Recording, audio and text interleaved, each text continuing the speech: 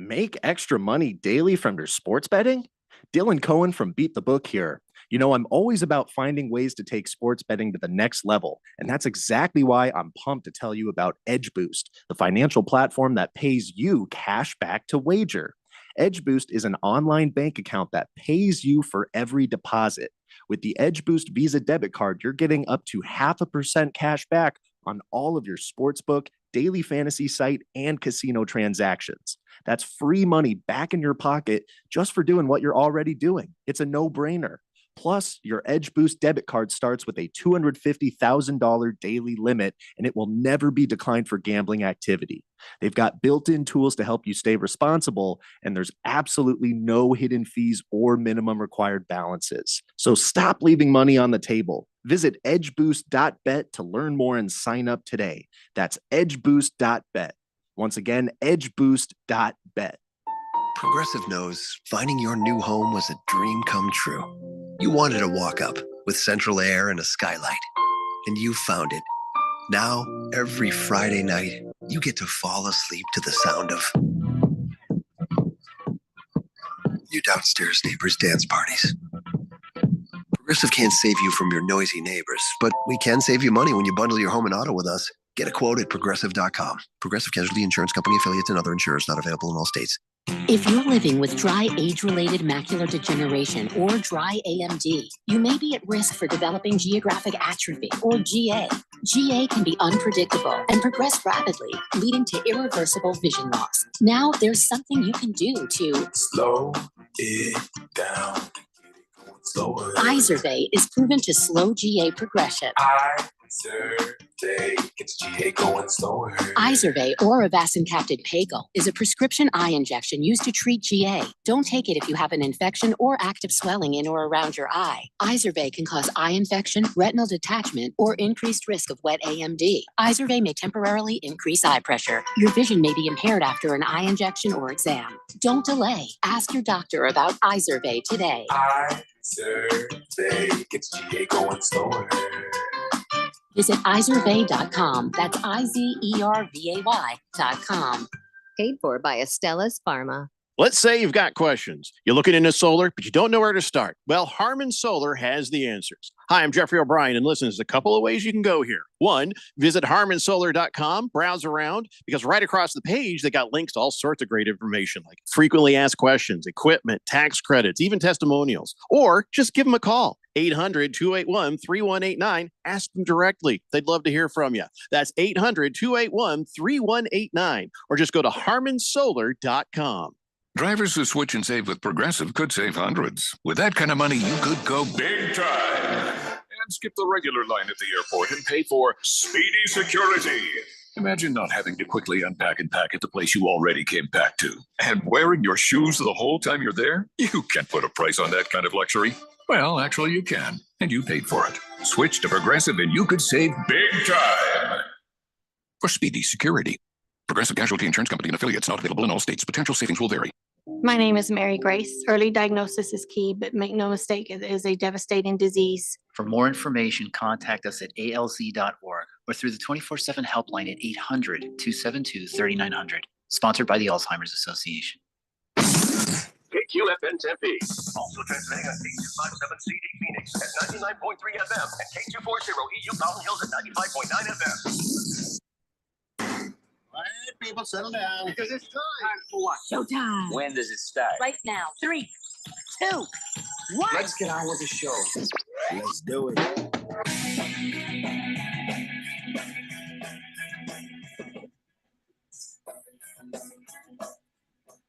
All right, everybody, it's Monday here on the Daily Blender. I'm your good friend, radio pal, Jeffrey O'Brien, alongside Randy White.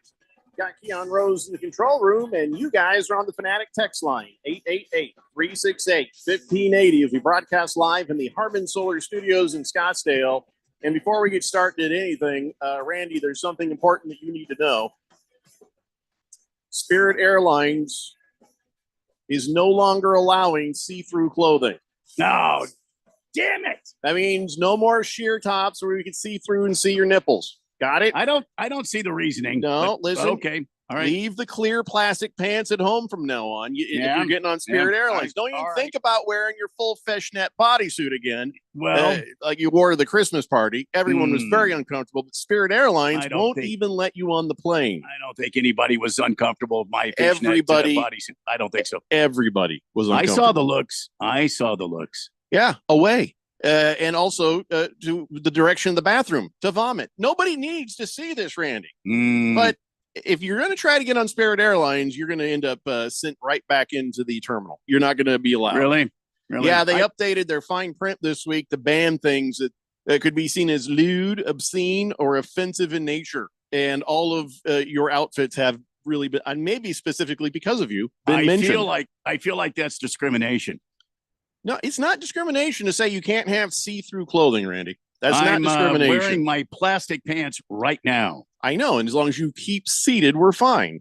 Also, this is the one that might get some people in trouble. This might actually be a First Amendment thing. Their policy also covers lewd or offensive body art. Certain tattoos could get you kicked off a flight. I don't know if they can do that. How does tattoos fall under the First Amendment? Because if you freedom of expression, on your body, and if you, go ahead. If you have clothing that's inappropriate, you can always wear something else. Yeah. Once you've got a tattoo on, are you going to get that thing removed before your flight? Like that? Well, they'll say you need to cover it. You got a Band-Aid? Put a bandage over it. Yeah, that's a way to get around it. That's true. Long sleeves. I'd rather put a big ass Band-Aid on my dancing lady on my arm than miss my flight. I would rather not be on Spirit Airlines. Well, there's your first thing. Yeah. For starters, yeah. If you're on Spirit Airlines, your life has not gone the way you really hoped it would. Which is tell you right now, I won't be flying Spirit Airlines any longer. Well, you can't with your outfits. Yeah, you just can't. I won't be. It's just that if you're going to have, people who are have sporting various tattoos and things, all I'm saying is that they might be more inclined to be on a Spirit Airline flight. I think that you are. Are you profiling? I am profiling. Oh my God, Keon, you can't do that. I have tattoos. I'm allowed. Actually, I am a member of the tattooed community. Do you have any lewd tattoos? Nothing lewd. No. No. Well, you're boring. Anyway, well, I only just started. Give me some time. I figure you should know these things. I guess both of you should know these things for future reference. All right. Also, for future reference, belt. Always wear a belt. Mm-hmm. Can I tell you why you always wear a belt? Yes. In Canada, earlier this month, in a place called Fort McMurray, about 250 miles north of Edmonton. Hang on. I guess if I have a belt on and I'm in Canada, does that mean I can no longer hang myself? You could still hang yourself anytime you like. Okay. All right. I don't know if the rules are there. They're probably against it too. Okay. Well, here's the thing. The temperature was single digits and maybe even colder. And this dude got into a fight. He got into a fight outside of a bar, a brawl, just this big old fight. And he's like, a drunken brawl. And, during a drunken brawl, it's not uncommon for someone's pants to just fall down. Sure. During the fight. Well, it happens to me, but yes. Well, this dude, his pants fell down and then he landed on his stomach. Problem was he didn't have any underwear on. So his junk immediately froze to the sidewalk. Good Lord, man. Good Just Lord. Like sticking the tongue of the flagpole. Oh, no. His tallywhacker hit the sidewalk and was like, I live here now. Oh. Just stuck right to it. Oh, no. So somebody on Facebook claimed, well, that's not quite right. They said, no, here's what happened. The fight had gotten broke up. Cops made him lay face down while arresting him. And that's when his tallywhacker stuck to the old pathway. Whatever the case. Did they believe him when they realized they couldn't pull him back up? Oh, well, there's video. They're trying to pull him and they're pulling him hard. And he's like, and his dong is just stretching. Oh, yikes. Everything about it. And he was there is a thing. There's being a shower and there's being a grower. Wow. This fellow was either uncircumcised or a shower, or after the experience, he was suddenly a shower because it was stretched. Does nobody have any emergency hot water in Canada during these takedowns of these criminals? You would think they know how to deal with a tongue or other appendages stuck to something in freezing temperatures. So He wasn't seriously hurt. Well, according to the cops. Yeah, well, that's just. I feel like that's not he's true. fine. Eh? He's fine. No, I know that's still him screaming in the cell. Yeah, no, that's him. Absolutely. It was 3 days ago. No, listen, you'd scream too, but no, he's fine. Yeah, no, he's fine. You're not going to lie to me, Mountie. That is a significant injury if ever I've heard of one. Just leave me here. Oh, listen, this is like having an ankle bracelet, or they put those things in your tire, those tire lock things. Yeah. When you have a ticket. Same thing. His gong is stuck to the sidewalk. He'll be there in the morning when you go to get him. This is not the same thing. This is not in any way, shape, or form. And I'm surprised, Jeffrey, you would say that. I'm just saying it's like that. It's like being under home arrest. He's on sidewalk arrest. It has that nowhere. It is that. Yeah. Baker's cocky hens. Okay, that was for you guys. Solitude confinement. Moist one says, did he leave some calamari on the sidewalk? Oh my God. Yeah. Woo. Don't know. In fact, thank God the video I saw was blurred. I didn't need to see that. Didn't need to see it. That's a life ruiner. Here's what we've learned so far in the first 7 minutes of this radio program. Yeah. Make sure you wear appropriate clothing if you think about getting on Spirit Airlines, Randy. Yeah. Okay. Second, always wear a belt. Just always wear a belt. That's it. Just always wear a belt. Or suspenders. Okay, that's fine. Yeah. I mean, in a fight, I feel like suspenders are easily taken off. A belt is not easily taken off. That's true. Yeah. Anyway, so that's all I got for the entire show. I don't know. All right. Well, I don't think there's really anything else to talk about. I'm actually done today. That pretty much does it for me. Yeah.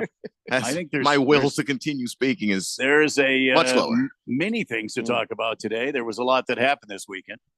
Yeah, you're right. There is a lot that happened, but all we can think is about having our wieners stuck to a sidewalk in very cold weather. That's all I can think about. Here's the this is the situation. Don't go into a bar and get into a fight.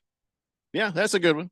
It reminds me of the movie Speed. It's like a guy's like, you got your dong stuck to a sidewalk. What do you do? What do you do, hot shot?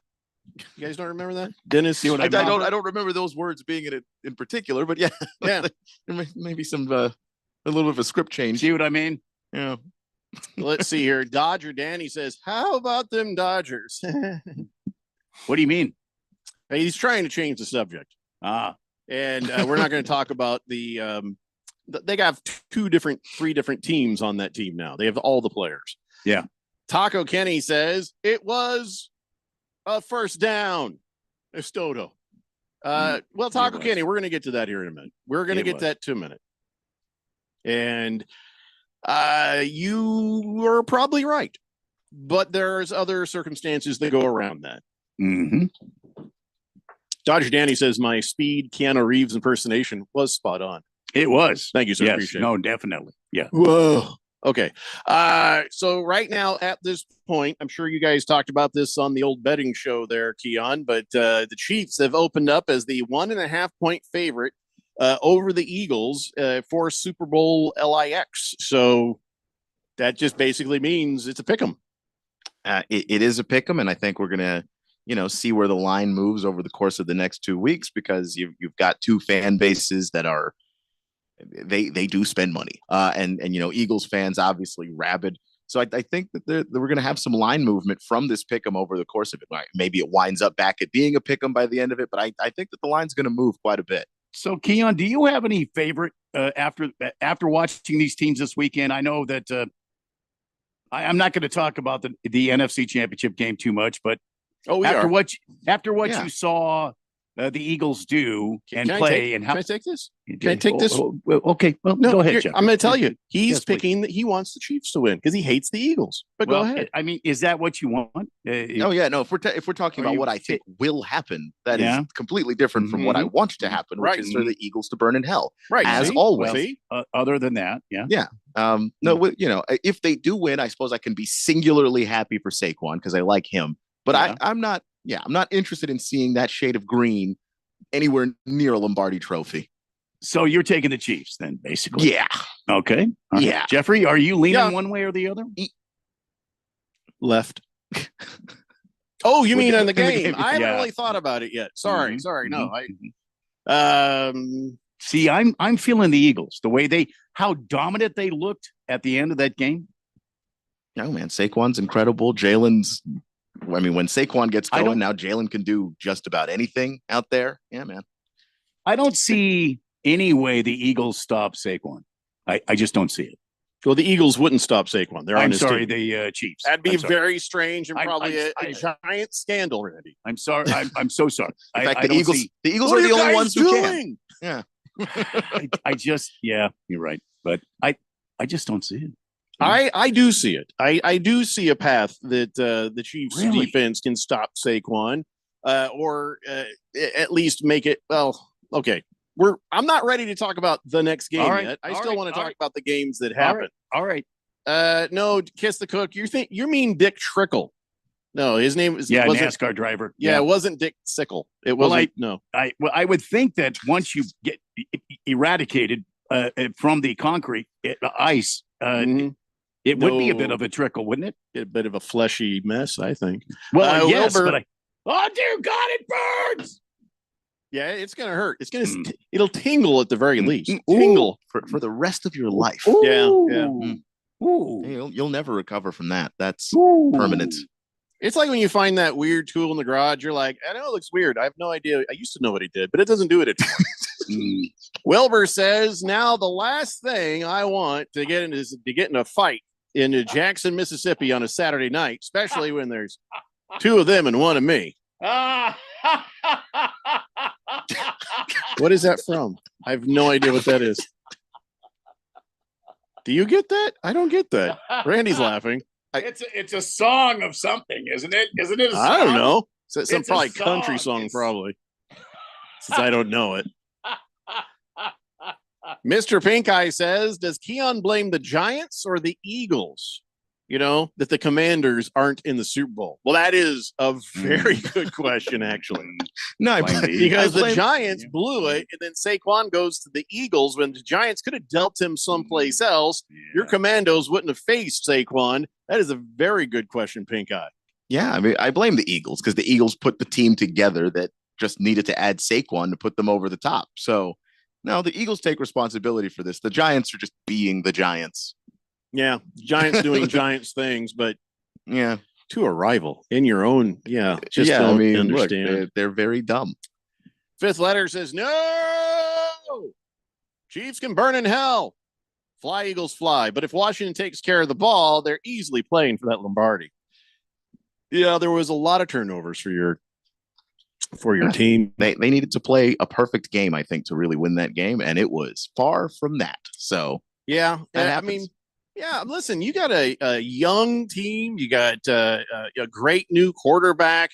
You're going to be there again. I really believe that. You'll be there again, and the next time you'll have more maturity and maybe some more pieces, some better players to fit in some of the gaps that you may have. But hell, you got there. No one else did. So you got nothing to feel bad about. I mean, I'm sure as you're watching there at first, you're like, come on. And then you're like, oh, okay, it's over. It's about half at the half, right? You were like, it's over. Yeah, it started to feel that way where it was just like, okay, now the momentum seems to be getting very far away.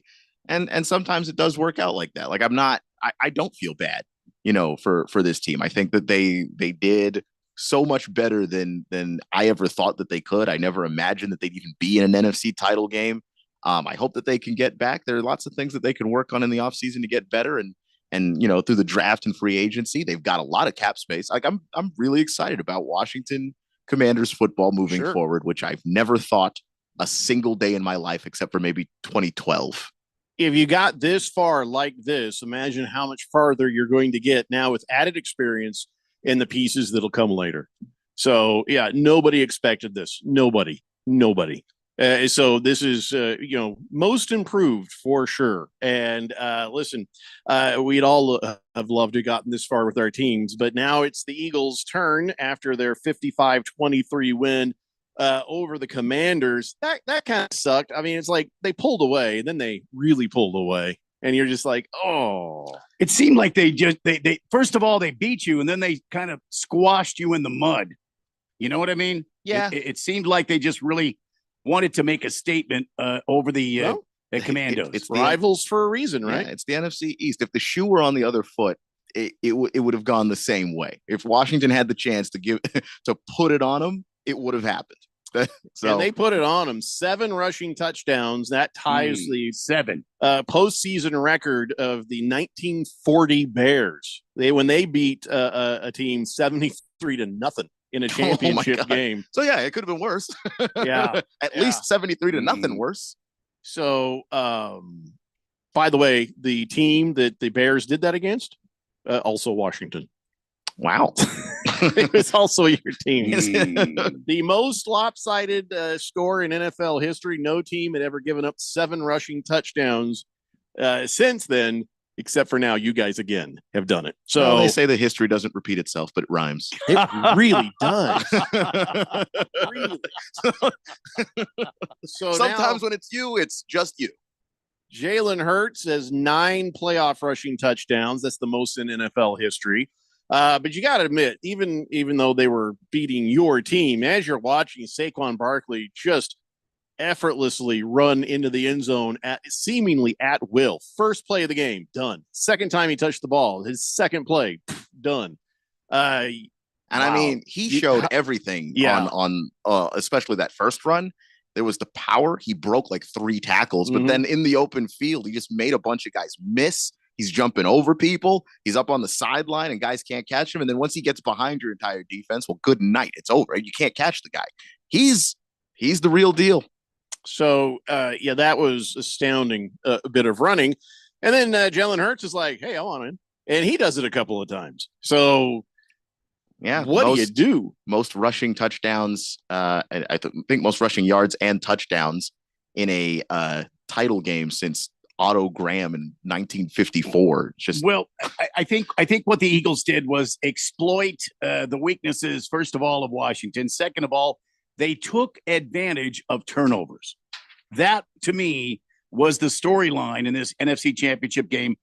Turnovers. It seemed like Washington could not hang on to the football, and when they didn't, the Eagles they capitalized on it. That's what any good team is going to do.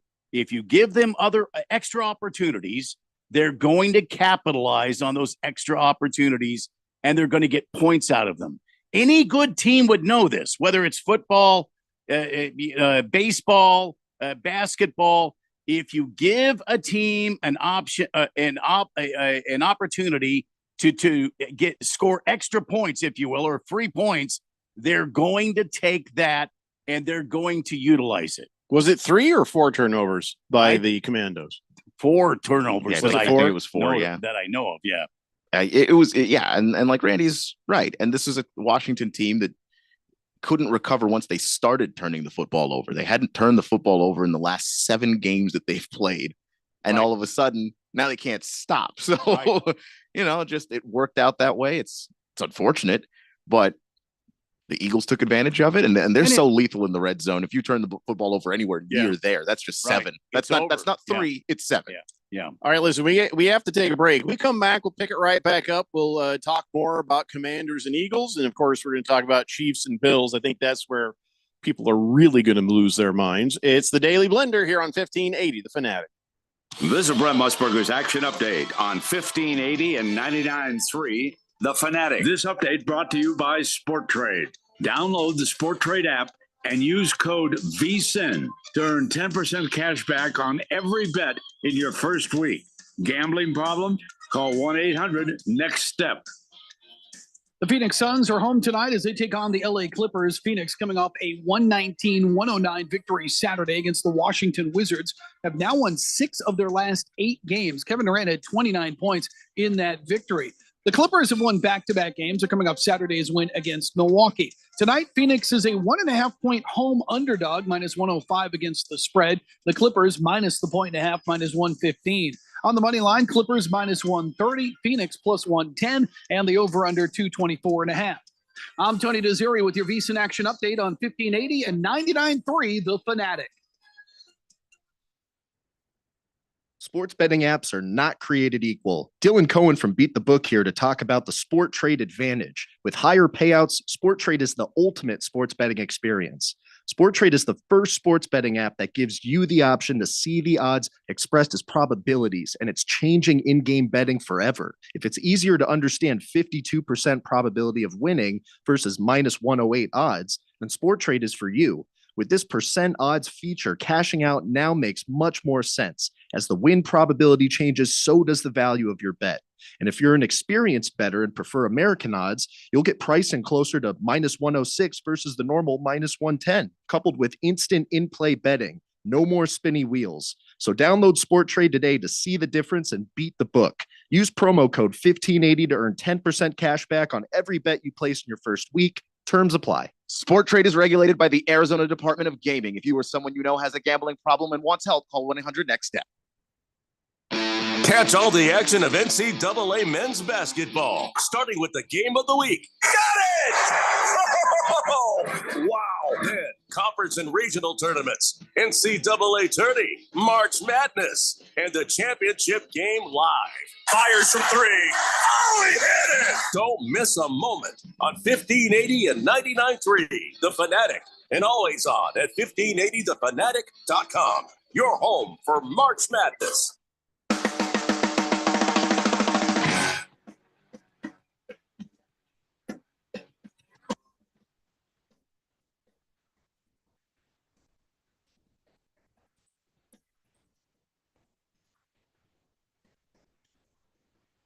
State Blender here on 1580, The Fanatic. Taco Kenny says, do you like the Eagles, but just not their obnoxious fans?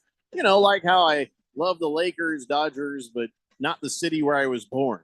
No, Taco Kenny, no. For Keon, he hates the Eagles because they're his rivals in his division there with the Washington Commando. That's pretty much it. Like Randy can't stand the 49ers or the Rams or the Seahawks. Which one of those teams do you dislike the most, Randy? Sea Chickens. Yeah, I figured. And for me, I hate I hate the entire AFC. So yeah, I don't even need a reason. Just don't ask. And so Taco Kenny, no, it's not like that. Not at all. It's not about the fans. All the fans really don't help the case, do they, Keon? Not at all. And Washington D.C. is like 2 hours away from Philadelphia. I've been to Philly a few times, so people are running into each other in the streets and stuff. We do not like them. They do not like us. Our cities don't like each other. Our teams don't like each other. Are there like fights that break out for no apparent reason? For no reason? Oh, there's a reason, Randy. I mean, between, they're wearing DC, green between DC and Philadelphia people. I mean, I don't know that there's. See what I mean? Fights that randomly break out, but yeah, I mean, at games, do things get ridiculous? I mean, of course they do, especially. It could be anywhere. It could be in Washington and or Philadelphia. People just start slugging on each other? No, not just like walking down the street. You're from DC, I'll kick your ass. Like that. No, but if you go to DC and you're from Philadelphia, you don't do anything but complain the entire time, just trash talk people, and vice versa. It's a good way to get jumped. All right. It is. Start like that, Randy. You've got to be pretty funny about it. You can't just right. I see. You walk into DC wearing your green jacket and you start taking a poke at somebody out of nowhere. You'll be surrounded by Washington fans. And the same thing in Philly. If you go into Philadelphia that way, so if it's a good way to get jumped. Standing in line at one of the cheese places, not the place to wear a Commandos jacket. I'll tell you that. Okay. You just don't. You start prompting. The Commandos are better than the Eagles and or the Senators. I've never seen anybody get beaten up in the streets just for wearing a jacket. I wouldn't eat the sandwich you buy. I wouldn't eat it. That's true. Maybe avoid that. All right then. Fifth letter says, Keon, I see a repeat of Super Bowl XVIII coming real soon. Raiders versus Commanders in a Super Bowl. Oh, that'd be fun. Well, I mean, boy, that would be fun, wouldn't it? I'd say half of that looks good. I don't know about the Raiders half. And I'm not trying to be mean, fifth letter. It's just, old gum chewer just showed up. You know what I'm saying? I don't think that Pete Carroll's appearance automatically means that the GM is going to be bringing you in some great new players to make it's going to take a couple of years to see the Raiders get brought back around, don't you think? But you have to believe, though, Jeffrey, with the arrival of the old gum chewer, that Dentine and Bubba Yubba, the stock is going to rise. So buy stock there. B, no, the football team is going to get better. Maybe. First off, you think he ever stopped chewing that much gum? He's not stopped chewing that much gum. So the stock is not going to be unchanged. Well, he had boxes and boxes in his garage. He's currently always chewing gum. So there's a flow of gum that goes to the Carroll household. Second, again, like I just said, it's going to take some time for whoever the GM is. Is it Tom Brady? I don't know who the GM is for the Raiders. Some guy named Spytek. Is John Spytek, who is Tom Brady's friend. Actually, they played together at Michigan. Spytek was actually the guy that recruited Tom to Tampa Bay from New England. So they've got a connection. Tom's going to be heavily involved in whatever it is that they're doing. Okay, so don't know how good he is as a GM. I mean, where would you rate him as a GM, Keon? Hard to say because this is his first crack at being a general manager. He's a guy that people like as far as a front office executive. So it's not surprising he got this opportunity. So pump the brakes, fifth letter. We ain't seen nothing yet. But yeah, we got to see him work first. But his name was Spy. It's a very cool name, Spytek. Kiss the Cook says, my statement when Kansas City drafted Mahomes, they'll win about 4 out of the next Super Bowls. You did not say that. You did not say that. We have that. no record of that. Maybe when you saw him finally play. But then again, we can't prove him wrong. We can't prove him wrong, so we have to take him at his word. Hamilton Porter says, afternoon, guys. Why do you send this twice? Just because I didn't get to it right away doesn't mean I ain't going to get to it, Hamilton. He says, I was out all week with a death in the family. Well, that sucks. Sorry to hear that. Yeah. He says, Keon, I want to congratulate you on a successful Commando season. No one saw coming. Future's bright. 2, are we officially rooting for the asteroid in the Super Bowl? 3, saw an interesting stat today. Andy Reid is the winningest coach in the history of both franchises playing in the Super Bowl, and he only has 4 less playoff wins than Belichick. Yo, respect. Okay, so do we want to handle these things one at a time? He said congratulations to you. Thank you. It's been a hell of a year, and I'm really happy with how things turned out for the most part. Not rooting for an asteroid. No, I don't mind seeing history get made by the Chiefs. I don't mind seeing Saquon and Jalen Hurts get a Super Bowl trophy. I really don't care either way. I think it's a great story. I don't think it's the same old stale. It's like you've got your 2 best teams in the NFL playing each other in 2 weeks. That's what we've got.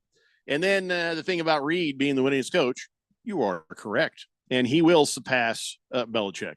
He will pass him. Absolutely. I don't like what Philadelphia did to Andy Reid. What they do to Andy Reid? They just fired him. They fired him.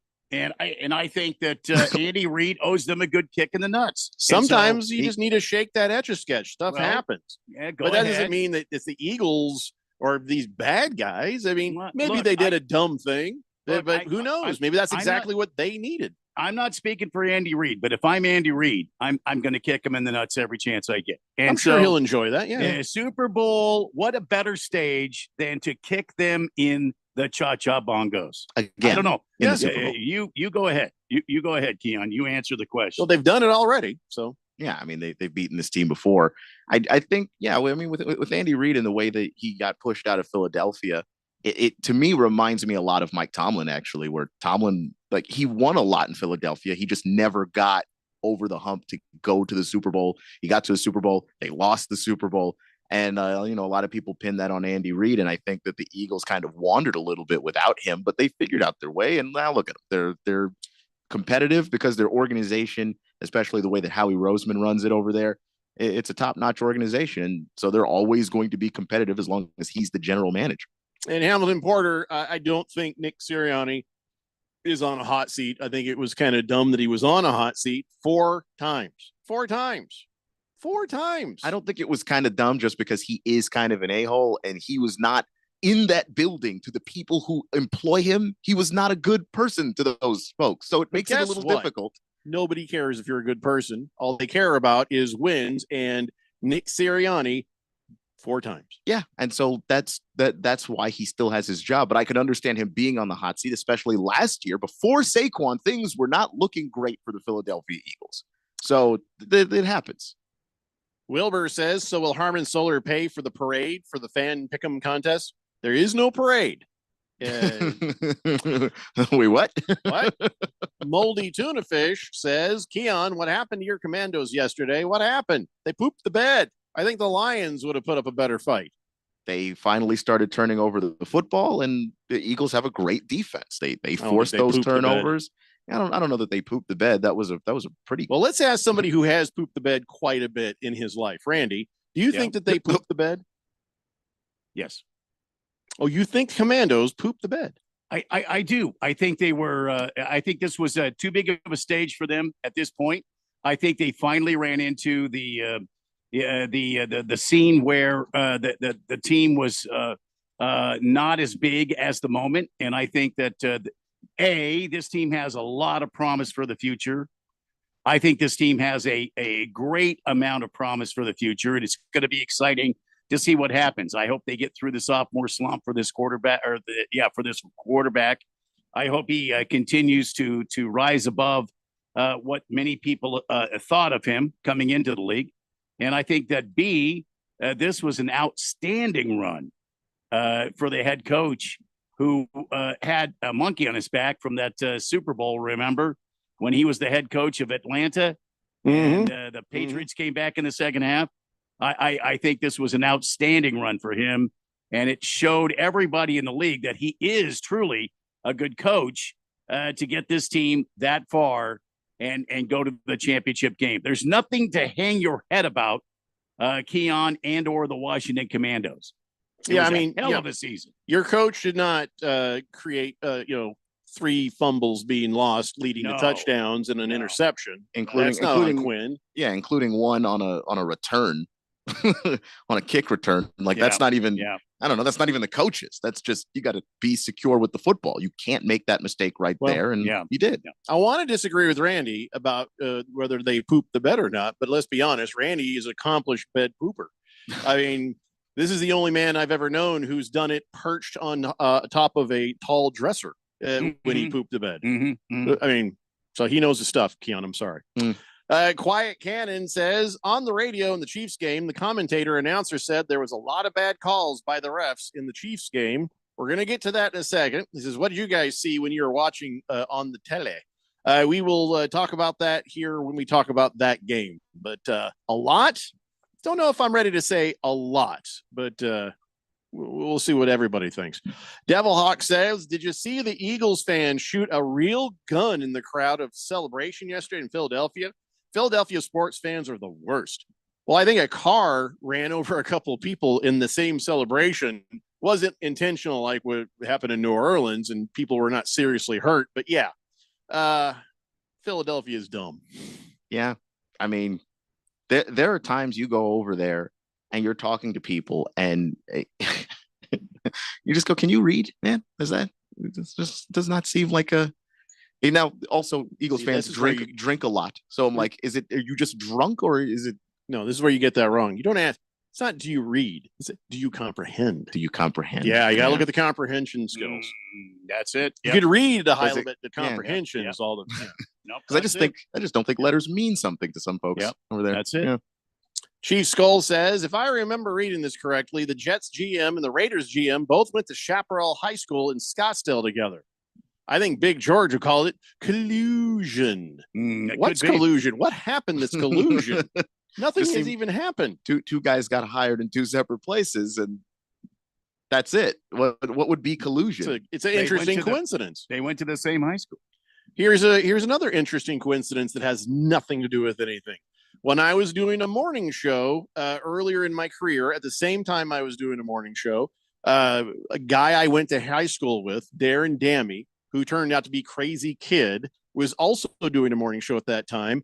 And then a guy who was in the same class as us at Dobson High School, who was also doing mornings. His name is Holmberg. So 3 guys from the same class, 2 guys from the same high school, all 3 doing a morning show in the Valley. Now, did you have any classes with these guys? I did with Darren. I didn't go to Dobson. I went to Mountain View with Darren. And he always had his big plastic comb in his pocket to comb his feathered hair. He doesn't need that comb anymore. Ooh. Oh, well, wait. I still do. There. That's the flex right if there. I'm going to It's like, call that out, I better show what I still have on top. So anyway, by the way, I still have mine. yeah, Just so you know. sorry, sorry, Darren. I can't. I could never have called him crazy kid. Just saying. He wasn't that crazy. Anyway, Bullseye says, "Are we going to talk about the 5,000-pound elephant in the room?" Oh, your mom hasn't gotten here yet. Oh no! Oh, damn! Damn! I apologize. I'm sorry, Bullseye. You did set him up for that one though. You just can't leave that hanging. No, like that. you cannot. No, you can't. Let me know what the hell you're talking about, because I don't know. Oh, Donnie. Donnie says, I would shatter glasses with my bare hands and rub them across my nuts before ever rooting for the Eagles to win a Super Bowl. So he says, go Chiefs. What did the Eagles ever do to the Vikings? I'm actually trying to remember. I don't. The Vikings have not been really that big of a deal enough. I mean, if there's a rivalry, it's one-sided. They don't know you exist, Donnie. So, don't know. Moist One says, he should have seen a hot seat. They imploded the end of last season, and they have a stacked roster. He's talking about Sirianni. Yeah, Sirianni. Like, the Eagles weren't the way they ended last year. Before Saquon, this team didn't feel good or right. Yeah, and I don't think that anybody realized how much Saquon would transform this team. So yeah, they've got, Sirianni's gotten this back on track, but like Saquon is the guy he needs to thank every single day for saving his job, because it wasn't headed in a good direction. He had this fight going on with the general manager who didn't like him. He had a fight going on with the quarterback, Jalen Hurts. They don't like each other very much either. Kellen Moore comes in and is to be the offensive coordinator. Sirianni was calling plays. The GM says, no, you're not calling plays anymore. Kellen's calling the plays, and we're not talking about this. Like, that's what's happening in Philadelphia. Well, guess what? There will be no Kellen next year, I bet. Probably not. He's going to get hired. Well, I would imagine. Because are there any open jobs left? It's a good point, too. Hamilton Porter says, Eagles fans have thrown batteries at Santa before. I expect nothing less. Yes, we all know about that, but I'll always read that because it always bears mentioning. You throw batteries at Santa. Mm-hmm. You can't. You'll never forget. You're not good people. You'll never forget 9/11. It will, if you're Ralph Sage, you'll never forget Pearl Harbor, and you'll never forget that they threw batteries at Santa in Philadelphia. Yep. Latina Leprechaun says, as someone who has pooped, their skirt before, the Commanders did not poop the bed yesterday. They fought valiantly. I didn't see that. I'm sorry. They just made so many mistakes. They were behind the whole time. Seemed like they played, but they were never out of range until later. There was always like you thought, it's a 1-score game. Oh, now it's a 2-score game, and that was kind of like that for a minute, and then it got out of hand. It got out of hand in the fourth to me. It felt like they weren't going to win the game, but I don't think that they got. To me, it didn't feel like they got destroyed until the fourth quarter when it just all went off the rails. And fine. That kind of thing happens, but like I just didn't feel like this team is just getting dismantled. What happened was a team that they've been punching above their weight class ran into the number one defense in the NFC, and it looked like it in a playoff in a meaningful. But to say that they didn't fight valiantly, I disagree with that. I thought that they did continue fighting. They were just outmatched. Right, yeah. and seriously. Yeah, right. The turnovers that were always followed by a score, that was the killer. That was the killer. Now, I'm not saying they would have won even without that, but I mean, it would have been much closer. The 3 fumbles and you lose them all.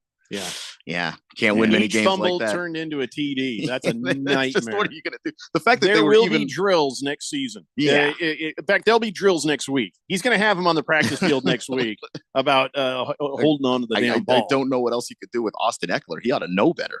Oof. Yeah. That one was bad. You're right. All right, we got to take a break. We'll come back. We have a little more Phillies and Eagles stuff to talk about, but we've got to get to the game because I know where it's going. Everybody wants to talk about the refs. It's the Daily Blender here on 1580, The Fanatic. Sports bettors, we've all been there. You have a live bet lined up. You check the odds one more time, place the bet only to see the bet delayed by the spinny wheel, line move, and your bet rejected. My name's Alex Kane, and I'm the founder and CEO of SportTrade, Arizona's newest sports betting app. At the core of the Sport Trade offering is our probability-based odds. In other words, the Cardinals may be offered at 55% odds to win, a lot simpler than minus 125. Place your bet at 55% odds, and as your win probability changes, so does the value of your bet, giving you the ability to cash out with total control. And the best part, no spinning wheels. Live bets on Sport Trade are instantly accepted. Download Sport Trade on your iPhone today and use code 1580 to earn 10% cash back on every bet in your first week. Terms apply. Sport Trade is regulated by the Arizona Department of Gaming. If you or someone you know has a gambling problem and wants help, call 1-800-NEXT-STEP. The Pro Bowl games presented by Verizon are taking over Orlando in just a few short days. NFL fans, this is your last chance to purchase tickets. You won't want to miss this. A live celebration of the NFL's biggest stars as they compete in an action-packed AFC versus NFC showdown, featuring flag football and skills competitions at Camping World Stadium on February 2nd. With NFL legends, celebrity coaches, and unforgettable fan moments, there's entertainment for all ages. The Pro Bowl games presented by Verizon, Sunday, February 2nd. Go to probowl.com/tickets to get yours before they sell out. Hey guys, Jeffrey O'Brien here. Did you know Harman Solar has gone super high tech? There's an amazing tool at harmansolar.com that'll give you an instant ballpark solar estimate using satellites from space. You just type in a little information, and within seconds, you'll have an idea of just how little money it takes to save big on that monthly electric bill. I did it, and within seconds, they measured my roof and calculated my savings. It's very impressive. Go to harmansolar.com and give it a try yourself. That's harmansolar.com. If you're living with dry age-related macular degeneration or dry AMD, you may be at risk for developing geographic atrophy or GA.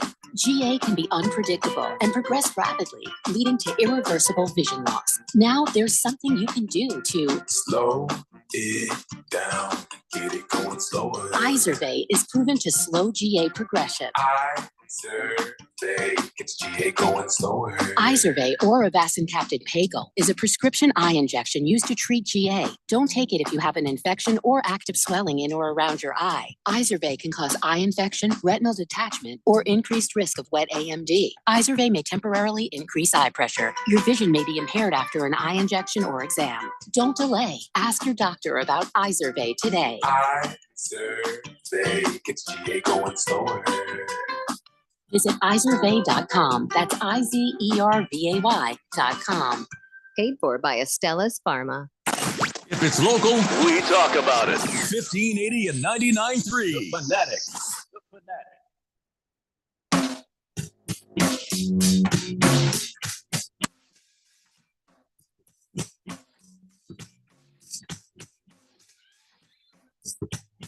Today, Blender here on 1580, The Fanatic. Clean up the text line here and finish talking about the Commandos and the Eagles. I think Jalen Hurts did say an interesting thing. He's like, they let me out of my straitjacket a little bit on Sunday. What the hell does that mean? That they let him out of a straight?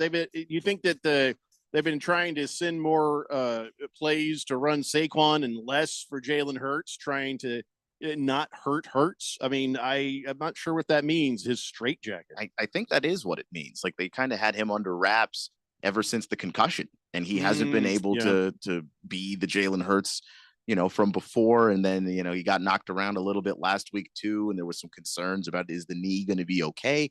Knee looked just fine to me, by the way.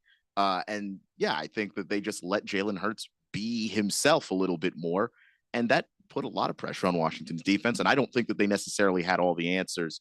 They tried to issue that warning to him because everybody knows, like, once Jalen's going and Saquon's going, it's kind of over for your entire defense.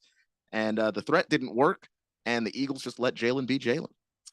So now the Eagles have another W. I don't know what they're going to sell for memorabilia from the game against the Commandos, because if you know this, but the Eagles were selling snow from the last game against the Rams at Lincoln Financial Field, and they are charging $50 a pint of snow, insulated in containers with dry ice and detailed care instructions.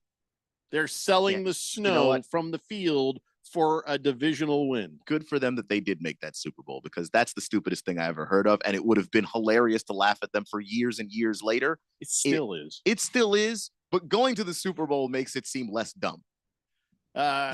Yeah, listen, you can't get it, by the way. If you're going to buy some, you can't get it. It's sold out. Oh, no. Yeah, it's all sold out. Oh, can you imagine?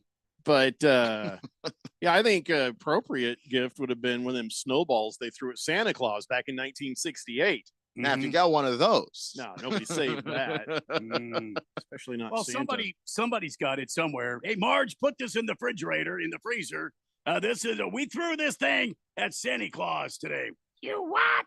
Yeah, you see what I mean? Yeah, it's not gonna somebody's last. got it there. No, You're gonna lose power or something in the house, and then you're gonna go out. There's a puddle. It's like a puddle you got well, thrown then at there'd Santa be Claus. like a roast, not a roast beef, but a what do you call it? Meatball. There'll be a meatball stuck in it.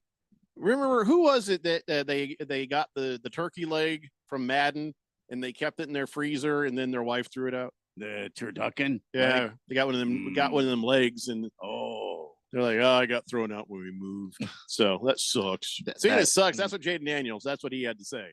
Sucks. He says, "Obvious man, this sucks.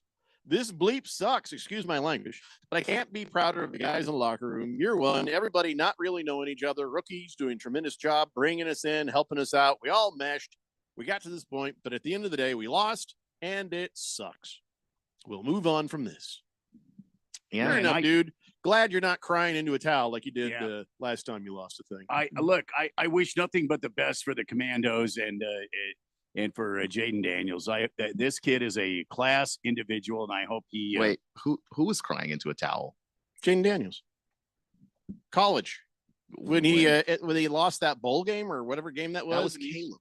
Was that Caleb? That was Caleb. Oh, I got him confused. Yeah. I really thought that was Jaden Daniels. No, Caleb. I apologize. Went over to his profusely. mom with the towel. That's right. Okay, I thought that was I was trying to think of it because LSU just had the number one offense, but their defense was so bad they didn't have any games like that. Oh, I'm even happier now. I'm glad it wasn't him. Caleb Williams should be mocked continuously. Anyway, can I just tell you? Well, first off, let me just ask you before I get into this. Luvu, Frankie Luvu. Mm-hmm. Is he a good guy? Frankie Luvu's a good dude. He's a good guy. Because I kind of like him. I kind of love him. I like him a lot. I thought what he did yesterday was hilarious, and I was just like, "Yes, that was so funny." Because you're like, we can't stop this tush push. He's like, the first time you're like, "Wow, boy, did he really miscount that?" The second time, I'm like, he's just effing with them. He's just trying to throw him off. You know. So what we're talking about is when the Eagles were sitting there on the goal line getting ready to tush push into another touchdown, Frankie Luvu for the Commandos just launches himself in midair, like Superman right across the top. And he goes, he came down perfectly as if he was trying to block the snap. Wasn't it three times? From the center to it was like 3 times. No, it was twice. He actually did. That was twice he did the jump. It was a third time that other members of the Commandos went off sides like that, and he was kind of like running like he was thinking about doing it, but he didn't dive the third time. And the official was like, "If you don't stop, I will just award them the touchdown." I just loved that too. First time it's like, all right, we warned him. After the second time, they're like, if he does that again, it's gonna be a personal foul that counts towards ejection. So then he didn't jump, and then the entire line moved. And then so the guy comes back and says, all right, well, now if they keep doing this stuff, we're just going to give the other team the touchdown. Well, because it's half the distance of the goal is the penalty, and there's no more half the distance left. Which was dumb on the Commandos' part, because you guys were chewing up clock with that. You didn't want to chew up that minute. You needed that minute at the time of the game. You were still within a certain range, right? So whatever the case, I just love Frankie Lou for that. I just love that. He's pretty awesome. Yeah, just. And then I posted this on my Twitter because like, where have I seen this before? And then somebody else posted it up. That guy who's in the courtroom and he jumps up over the thing at the judge. Oh yeah. It takes out this woman judge. Now he doesn't punch her; he just dives over and he grabs her. But she was okay. But she was she's the judge, so she's sitting at the the high desk. That guy has hops. I'm saying if he wasn't literally going to jail, an NBA team should look at him because he got up there. It was incredible. Yeah, you can see that on my Twitters, the Jeffrey O'Brien, at the Jeffrey O'Brien.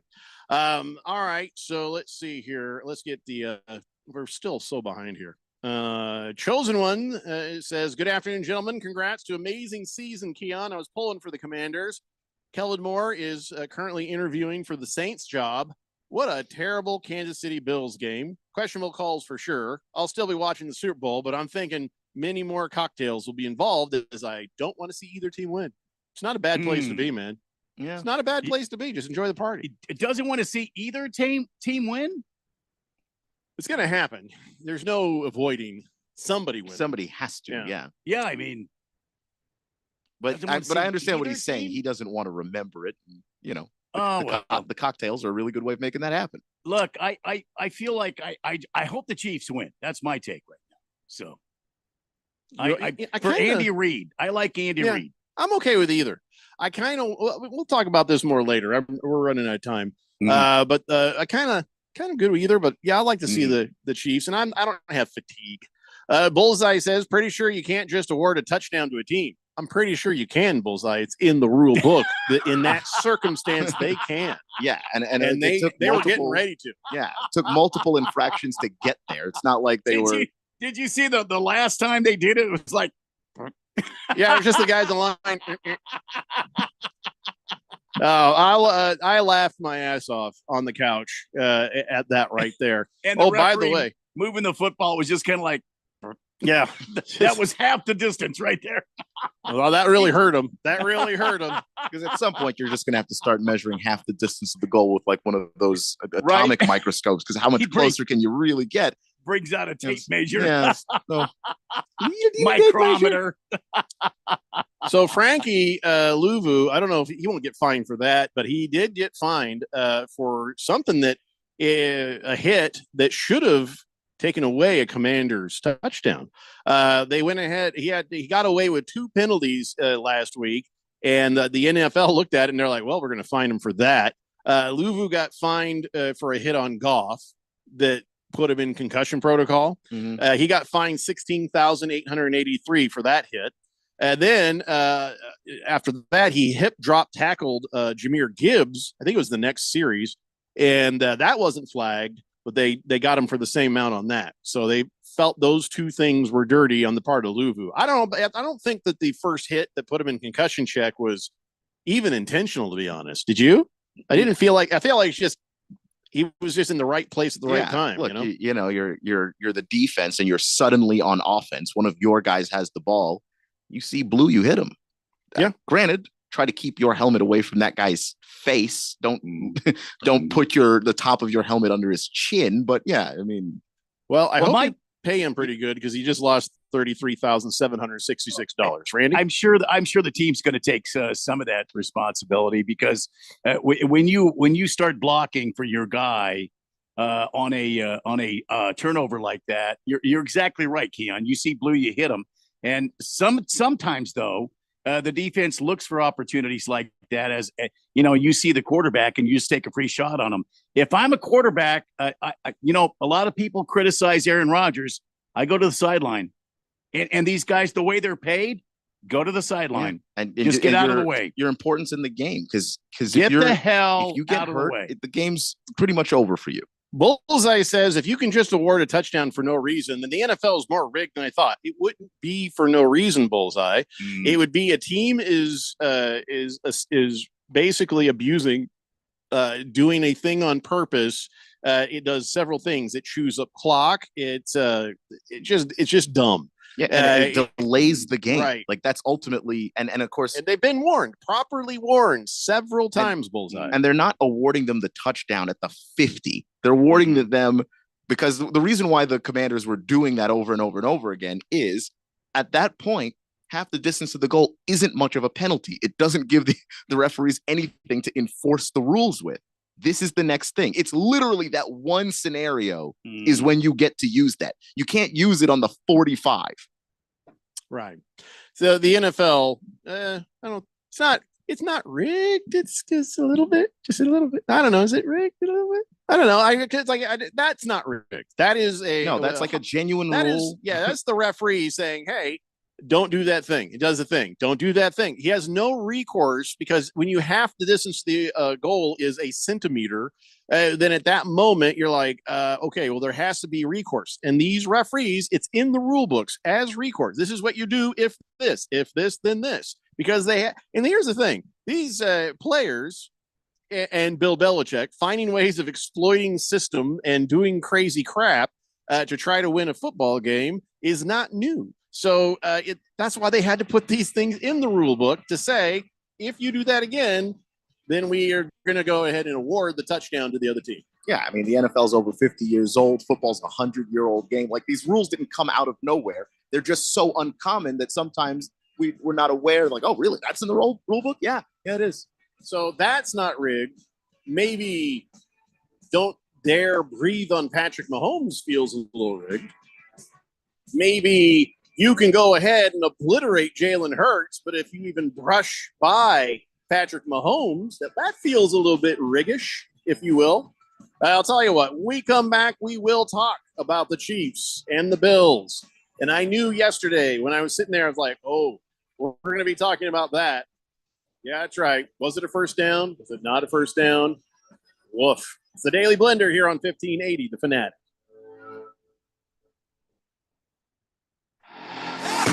It's fall football on The Fanatic. Catch all the live game play-by-play, Monday night, Thursday night, and Sunday day and night NFL games, plus the Saturday NCAA football game of the week. It's all right here on the Valley's home for football. 1580 and 99.3, The Fanatic, brought to you by Bet365. Whatever the moment, it's never ordinary at Bet365. Is reviewing life insurance on your to-do list? Now's the perfect time to add it. A friend recently told me that securing life insurance sooner rather than later can help you lock in lower rates for years to come. So I bumped this up on my list and got it done. I called SelectQuote and couldn't believe how easy and affordable life insurance is. I'm 40 and got a $500,000 policy for $16 a month. My husband's also 40, and his $500,000 policy was only $18 a month. Plus, with SelectQuote's same-day coverage, there was no medical exam required, and we were covered by the time we hung up. Knowing I have this checked off my list feels amazing, but the peace of mind knowing my family is protected feels even better. Call SelectQuote at 1-800-694-1010. That's 1-800-694-1010. Or go to SelectQuote.com to get your free quote today. 1-800-694-1010. Details on example rate at SelectQuote.com.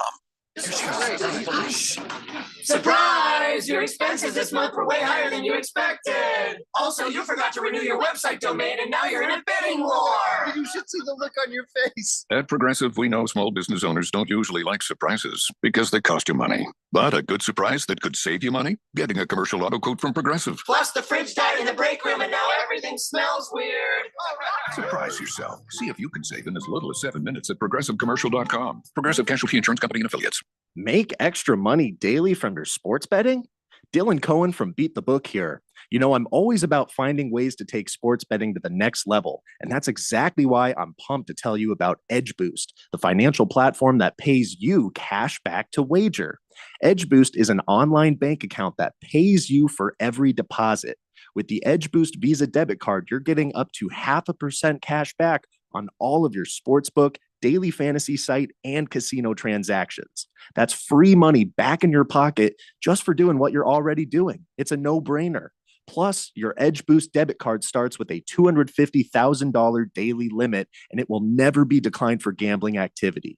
They've got built-in tools to help you stay responsible, and there's absolutely no hidden fees or minimum required balances. So stop leaving money on the table. Visit edgeboost.bet to learn more and sign up today. That's edgeboost.bet. Once again, edgeboost.bet. KQFN Tempe. Also transmitting on K257CD Phoenix at 99.3 FM and K240 EU Mountain Hills at 95.9 FM. All right, people, settle down. Because it's time. Time for what? Showtime. When does it start? Right now. 3, 2, 1. Let's get on with the show. Let's do it.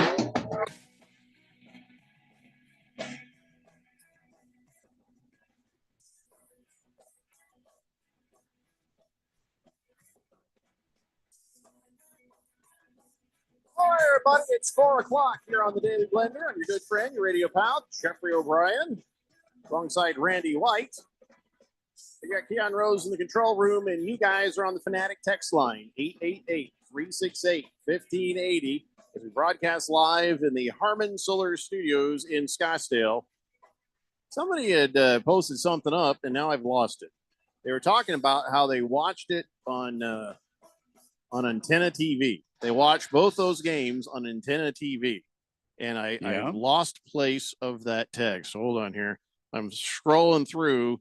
My apologies. I messed this up. I can't lost it on. You watched it on Antenna TV, and what happened? Well, they said they had to watch on Antenna TV, and it worked. That's all. Because the games were on CBS and they were on Fox, which means it was on Channel 10 in the first game, and then Channel 5 for the next one. Yeah. Oh yeah, you would watch nice. that. Yeah. It was nice to have that as an option. Few and far between. You're going to find games. Sure. It was Walter Mellon. He says, in case anyone doesn't know about this, I was able to watch both games via digital antenna hooked up to my TV. Utilizing this, you can cut down on how many streaming apps you have to pay for to catch all the games. Well, I mean, very few. And here's the thing: if you want this, whatever they give you, it's just you only get what you get during the regular season. Sometimes there's a game in the morning, in the afternoon, and always going to be the Cardinals. So, you always get the Sunday night, Monday night. Now, Jeffrey, you had the what do you call that? The NFL ticket, right? Yes.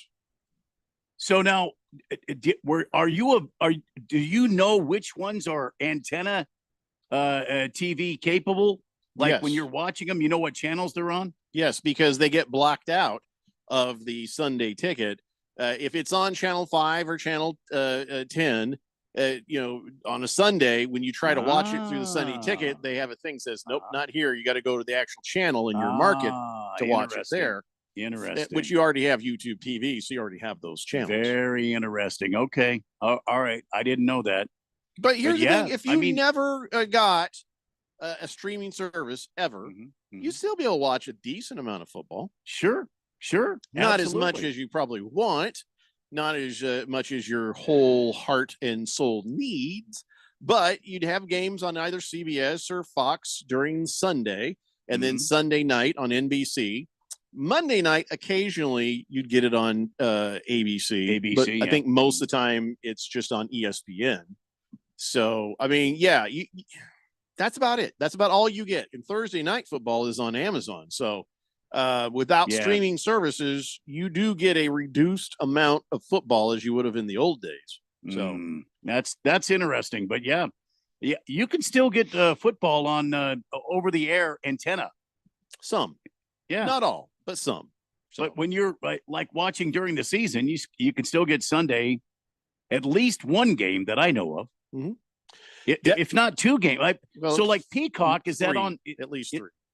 Is Peacock on 12? That's on 12. 12 is NBC, right? So Peacock and 12. No, Peacock is a streaming service. Channel 12 is NBC. That is the network, right? But I mean, Sunday night football. Don't you get that on 12? Yes. Yeah, always on 12. You can also get that on Peacock. Sure. I mean, if you want. And that's what I'm trying to say. I just I don't need Peacock because I got Channel 12. Right. No, I wasn't saying Peacock as the stream. I'm saying if it says it's on Peacock, usually outside of that one game they say is exclusive to Peacock every year. You can get it on 12. Yeah. Bullseye says about that 5,000-pound elephant in the room I was talking about. It's the refereeing in the Chiefs and Bills game. You're right, Jeffrey. How is that not a first down by Josh Allen even after they reviewed it? Well, I didn't say it was. Here's what I'm going to say.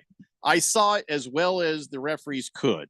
And what you need when you do a challenge, when you look at something like that, is irrefutable evidence that it should be changed. The call was changed, that they were short.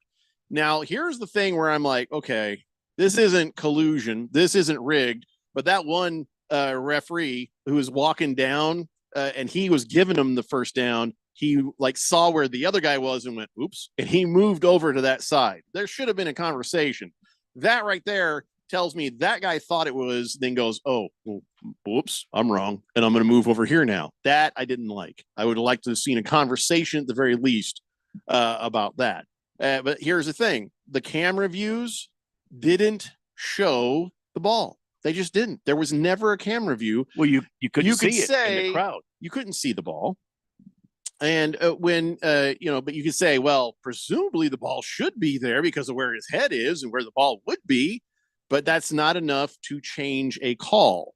Remember, this isn't about discerning was it a first down or not. It's about, we have to be very clear where they said it wasn't, but yes, it is. It was not clear enough without a good, clear view. And so the referees were right to not overturn it and say it was a first down. Man, you can't have any doubt in overturning a play. And when you can't literally see the ball, there is going to be some level of doubt there, even if you can look at him and look at where the ball should be and logically conclude. Right. That's Chief still, Skull says Josh Allen's shoulder went over the line. Doesn't matter. His shoulder can't isn't see the ball. Yeah. His shoulder and his back went over the line, but where was the football? Couldn't see it on camera. And Chief Skull even says, yeah, but it's where the ball is, not his body part, as Jeffrey said. There wasn't conclusive evidence to turn it over. Yeah, Do I think maybe he had it? I think maybe he did. I think maybe he did. Maybe he didn't. I can't say because I couldn't see the damn ball. Yeah, this isn't just a like court the of, refs. It's not a court of law. We're not talking about a reasonable doubt. We're talking about it has to be conclusive, and it wasn't. Remember the times we've talked about this before? And I've said they need some sort of a sensor in both tips of the ball. Every time we talk about this, and there's something that happens every postseason where you're like, this is where we would like to have this. This is where this would be most useful. Don't we? I don't know why that so much, because then you don't need to see it. Now they're talking, there's some technologies where we can, there's optical technology that could show it. No. That won't have seen the ball either. We need something that will tell us where that ball is, GPS style or something like it.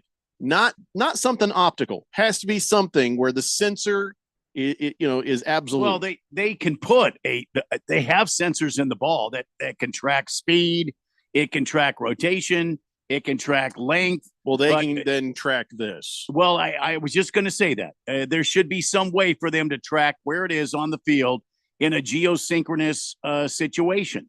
If they're tracking speed and location, and they're tracking not location, but they're tracking speed and spin rate and that sort of thing, they should be able to track this where it is geosynchronously. Geosynchronously. I just want everybody to realize when I say they can track this, I did not have my hand on my crotch when I said, they can track this. They can track this. It's not where my hand was. My hand's on my hip right now. Yeah. Like, they can track this. I got you tracking right here in this right in seat. Yeah. Mm-hmm. How you like that tracking, huh? Yeah, I got you tracking. 602 Pats fan says, new rule for the NFL is when in doubt, give the ball to the Chiefs. It's not what this was. No. It's frustrating because you can extrapolate where that ball might have been, but it's not enough to say for sure. That's the problem. This was the big conversation on McAfee today. And a lot of people are fired up about it because McAfee kind of went towards the it's rigged. Yeah, it's rigged. Oh, side. I mean, of course he did. And so people are fired up about it. Aaron Rodgers shares his drugs with McAfee. What you just told me. If you have that kind of audience, you have to be. You can't do that, man. And it's like Jeffrey said. Until we come up with a way to track the ball where it is on the field, there's just no way to say it. And you cannot track the ball when there's 1,000 people on top of you. Devil Hawk says tennis has this technology. They've got a sensor in the tennis ball, and they can tell previously. Track the ball. Your text is falling apart. He says, "How can tennis afford this technology and not the NFL? Because it's rigged. That's why." All right, calm down. Wow, that's really a wild conclusion to jump to.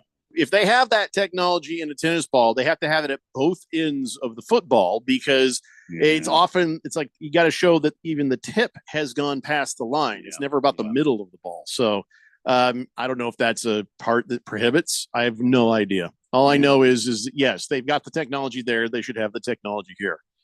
No idea why not. Flogging Lager says, why didn't they at least measure what they can't see? Because you have to spot the ball first before you measure it. But where do you spot it? If they can't see it on the cameras to overturn it, and they can't see it enough to measure, how did they see it enough to call it a first down? I mean, not a first down. It was their initial ruling on the field. Right. So I go to those guys, did you actually see this or no? Probably not, but they are allowed some guess room. Like that's why the initial ruling sometimes is so important, because had they ruled it a first down and the Chiefs went and said no, they wouldn't have been able to turn it back the other way.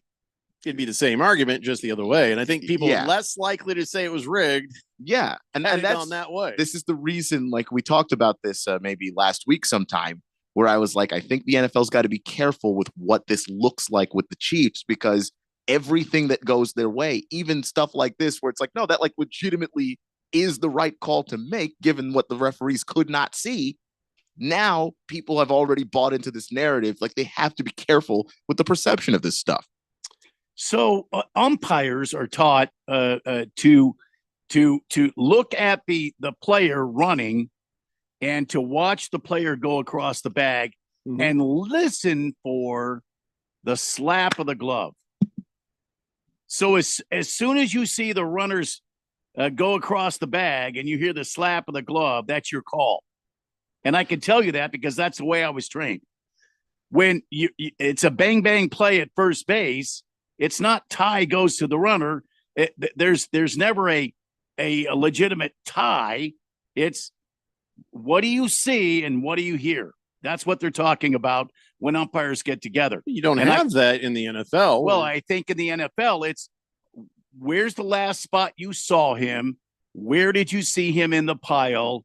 What did you see in the pile? Well, based on that, they should have called it a first down. Maybe. Based on what they would have seen. Because if they're seeing the same, if he's looking down the line the same way that camera was looking down the line, and you see Josh Allen's head go there and his shoulders there, presumably you're like, oh, yeah, he's got it. Was his head going backwards or was his head going forwards? Josh Allen a lot of times turns backwards when he jumps into that pile. In that one camera shot, he was kind of sideways. He was sideways. Well, and that's the reason why you can't see the football, because he's holding it to his chest, but you don't know where. That's my point. That's exactly my point. Josh Allen's got to learn to present that football so the officials can see it. You can't do that. Yeah. You're like, hey, look, the football. Whoop, where we go. Oh, God. Oh, somebody just takes it. He can. You can't present the it's football. It's the because you'll be presenting it to the defense. Yes, you'll be giving it away to somebody. But it's the same thing as on a goal line. This is not on Josh Allen. Josh Allen did the play exactly the way he should. He was backwards when he went through that. He was sideways. Yeah, and he got turned, too. It's not like I don't know how he's supposed to choose that. The guys are pushing him forward, and as he's getting pushed, he's getting turned. I don't know what he's supposed to do. And if you don't secure the football, the ball here against his chest, or he's holding it against his chest so he doesn't fumble, then they have to assume the football is on his chest. Yes, listen, the referee got the call wrong. The ball was where it was, probably right on that first down line where it should be.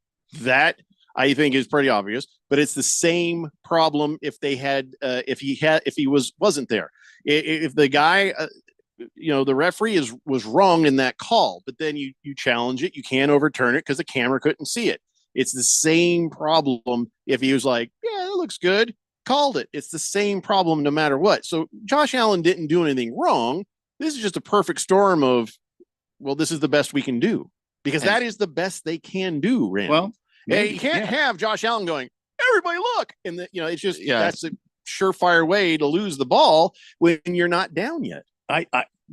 Play's not dead, and now you're not securing the football so that you can present it to the official.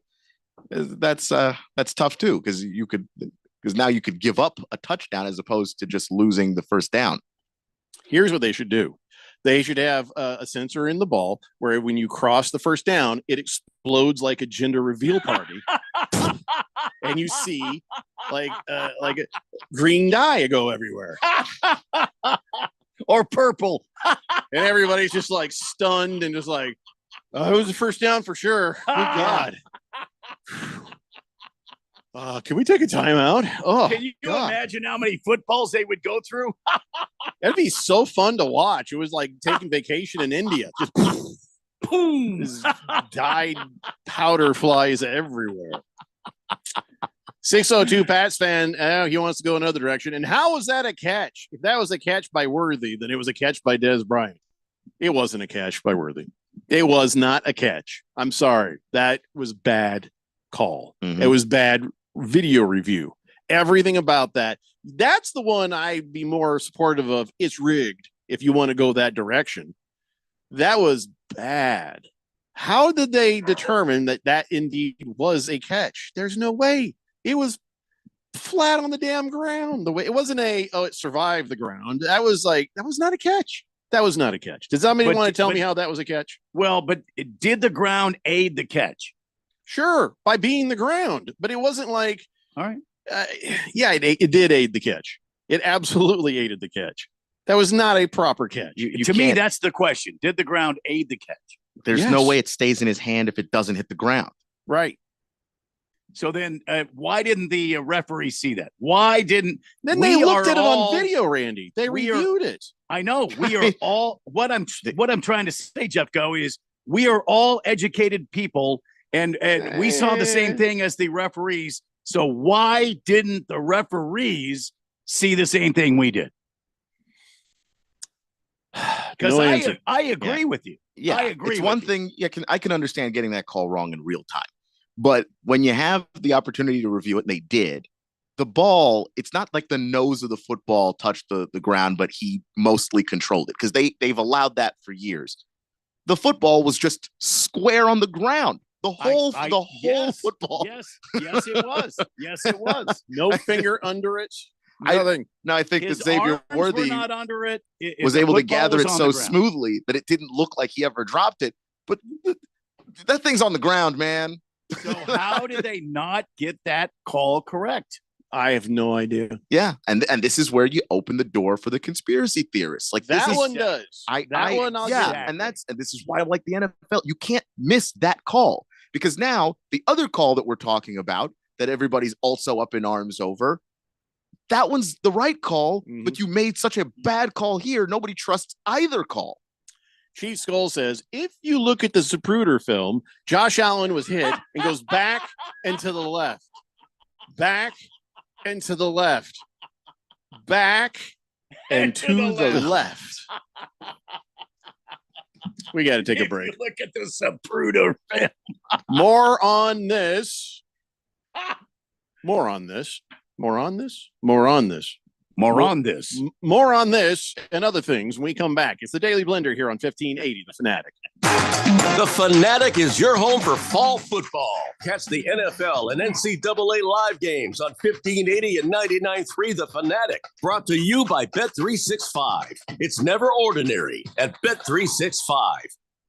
Is reviewing life insurance on your to-do list? Now's the perfect time to add it. A friend recently told me that securing life insurance sooner rather than later can help you lock in lower rates for years to come. So I bumped this up on my list and got it done. I called SelectQuote and couldn't believe how easy and affordable life insurance is. I'm 40 and got a $500,000 policy for $16 a month. My husband's also 40, and his $500,000 policy was only $18 a month. Plus, with SelectQuote same-day coverage, there was no medical exam required, and we were covered by the time we hung up. Knowing I have this checked off my list feels amazing, but the peace of mind knowing my family is protected feels even better. Call SelectQuote at 1-800-694-1010. That's 1-800-694-1010. Or go to SelectQuote.com to get your free quote today. 1-800-694-1010. Details on example rate at SelectQuote.com. Progressive knows finding your new home was a dream come true. You wanted a walk-up with central air and a skylight. And you found it. Now, every Friday night, you get to fall asleep to the sound of your downstairs neighbors' dance parties. Progressive can't save you from your noisy neighbors, but we can save you money when you bundle your home and auto with us. Get a quote at progressive.com. Progressive Casualty Insurance Company affiliates and other insurers not available in all states. The Home Depot has up to 35% off select appliances like Samsung, ranked #1 in customer satisfaction. Shop the mega capacity 3-door French door refrigerator with 4 types of ice to chill your drink faster. Or the 5-burner electric range with no preheat air fry for healthier, crispy food all in your oven. Right now, get up to 35% off select appliances at the Home Depot. How doers get more done. Visit jdpower.com/awards for more details. Pricing valid January 9th through January 29th. U.S. only. See store online for details. My name is Mary Grace. There are a few misconceptions about Alzheimer's. It's not just memory loss. It's the loss of mobility, the risk of falling. For more information, contact the Alzheimer's Association at alz.org. Sponsored by the Alzheimer's Association. The Weekend Warriors are hosting a super duper Super Sunday pregame show. And you're invited. Join us on February 9th from 9 to noon at the Spot Neighborhood Grill in Glendale. Of course, we'll talk about the upcoming big game. We'll have special guests and great audience giveaways. And you'll get to meet me in person. They'll get to meet all of us in person. Yeah, but I'm the best looking one of the bunch. Anyways, join us as we broadcast live from the Spot Neighborhood Grill on Bell Road in Glendale. February 9th from 9 to noon before the big game. Right here on 1580 The Fanatic.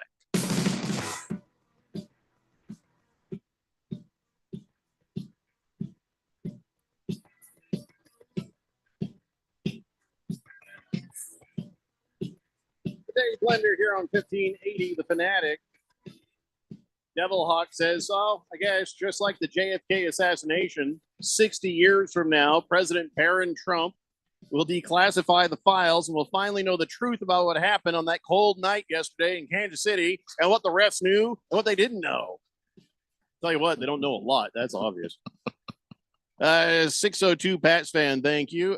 Slow-Mo Zoe says, I didn't watch the game. What was the situation? Dude, I can't even talk to you right. I can't I can't talk to you. It's a lot. I mean, you're asking for a ton of backstory here. What's the situation? What? Just situation of the calls? That's just no. Don't. You got to go read a story. Killer Rabbit says, in my high school, my tip went across the line. What? Excuse me? Last Optimist says, the tennis tech requires video for tracking. It can't be used in football or even with the 24 cameras tracking each play. The ball disappears and they lose track. Okay, so then that's what I'm saying. A GPS type technology. Yeah. Maybe call it SPS, and it's the stadium positioning. Stadium positioning something. What's the other S? GPS system. Geo positioning stuff. I like stuff. Stuff works too. I feel like stuff is really good. Whatever it is.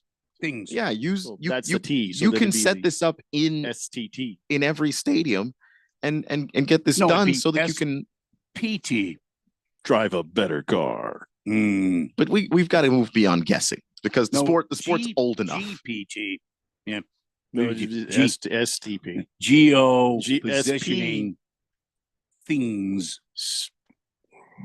We're bad at this. T-Licious says, "Happy Monday, broskies." What? Sorry for your loss, Keon. When you play with house money, sometimes the house just takes it back. Yeah, sometimes you run out. He says also, F the Chiefs. It was a first down. Bills just got too cute and it bit him on the ass. If that guy just gets that interception, it would have been huge for the Bills. Well, or if that... Yeah, but I mean, he was already laying out to try and... Who was Kincaid? Kincaid had himself a Mark Andrews moment right there. That could have saved the game for him. It was a good game. That was a very fun game. Yeah, the Commandos and Eagles started out like, all right, and then it was like, oh no, one of these teams is better than the other team, and it's starting to show. No, I think you wanted to go. One of these teams is not like the other. One of these teams is not the same. You're being too hard on the Commandos. What? I feel like you're being too hard on the Commandos. I was just trying to sing the song correctly. Yeah. So Patrick Mahomes is now third quarterback to start 5 Super Bowls, and Jalen Hurts is going to be the 22nd to start 2. So now, by the way, let's go ahead and ask the trivia question: who are the quarterbacks with 4 Super Bowl starts, along with Patrick Mahomes. Montana and Brady. Okay, there's more. There's more. Okay, you said 2. That's four why. Super Bowl starts. Well, it's Mahomes is the third with 5. I'm asking who are the 4 with 4? I'm not. I mean, not 4, but 5 or something. Oh, okay, Terry gotcha. Bradshaw. What's his name? What's the Jim they Kelly? call Tom Brady. No, Jim Kelly had 3. Kelly. Oh, Kelly did. Tom have Brady 3. had more, so he's not on the list of 5. I'm sorry, Oh, 4. 4 starts. Well, he should. He had to start 4 before he started. I'm with he's Randy ahead on of that, that. but yeah. He's ahead of that. That's BS, man. All right, let me give it to you. Okay, the quarterbacks with 4 Super Bowl starts. Elway. All of them are Hall of Famers. Terry Bradshaw, Joe Montana, Peyton Manning, Jim Kelly. One more. Wait a minute, Jim Kelly got up there. Oh, he's such a nice guy. Don't do that to Jim Kelly. Jim Kelly. Oh my God, he's the sweetest, John nicest Elway. guy in And the it's world. cancer did that to him. I don't know about that, man. Jesus, Randy. Jim Kelly. Oh my God. Keon has enough hatred in his heart, probably for this other guy. Too soon. Yeah, a little Jim, bit. Yeah, it's always too soon. Jim Kelly's a good guy. A little bit. Oh, Aikman. Roger Staubach. No, Staubach. I don't have any hatred for Staubach. It was before me. He didn't personally hurt me. I only know of him hurting people that You smile when you say Roger Staubach, Jack.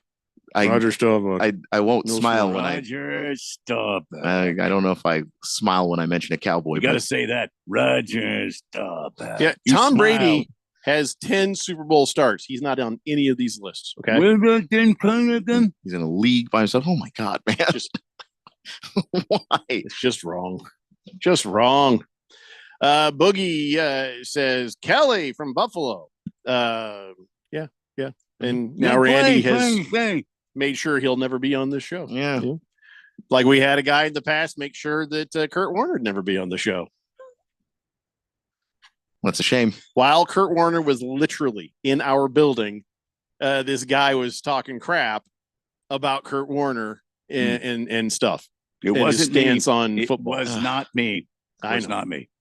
This was before your time. No, not you this time, but yeah, that was great. Why would we run oh my God. You just have to stop. That's just not right. It's just not. Listen, you know me. I'll go dark humor, but Jim Kelly's a good dude. It's not right. What's worse is that's a dead-on impersonation. That just makes it worse. It's worse. Randy, it's worse. Quiet Cannon says, I'm going to go on record as saying there will be a drop in people watching the Super Bowl because the officials can't call an honest game, even with the technology available. Serious. I don't know, man. I think that there's a perception that they can't. You forgot Kendrick Lamar. I will be watching that. I will be watching that. There's a draw. That's who I'm rooting for in the Super Bowl. I'm at least now to the point where if I'm driving and I hear this other car, I'm like, oh, there's Kendrick Lamar over there. Yeah. K-Dot for Super Bowl MVP. Random texter says, regarding the 4th down questionable call, change of possession, bottom line, best offensive line in the NFL, and one of the better running quarterbacks in the NFL shouldn't even have left that down to discretion. It's a long way of saying. What do you mean? Well, he's saying they should have just got the damn first down, and it should have been obvious. That offensive line should have been able to push through and not leave it to video review. It should have just been I agree. A done deal. But hey, good for the Chiefs and that amazing defense. Here's the thing I was sitting there watching. I'm like, they must really, really be afraid of the Chiefs defense because they ain't throwing. There's a lot of running going on here. Very little throwing. Yeah. And right in that position, like in 3rd down, before they got to the 4th down, I'm like, why don't you just flip the ball over to somebody? Why don't they just do a check down? So that just tells you how scared of that defense the Bills were. My thing is that Buffalo could actually put a roof on that new stadium just by charging the rent that Kansas City is taking up in the Buffalo heads. That almost got away from you, but you got there. Yeah, reeled it back in. I landed it. Nicely I done. landed it. And you're not wrong. And what it is, it's not even going to be about Buffalo. It's going to be about, how the Bills fans feel about the refs. They don't even care about the Chiefs.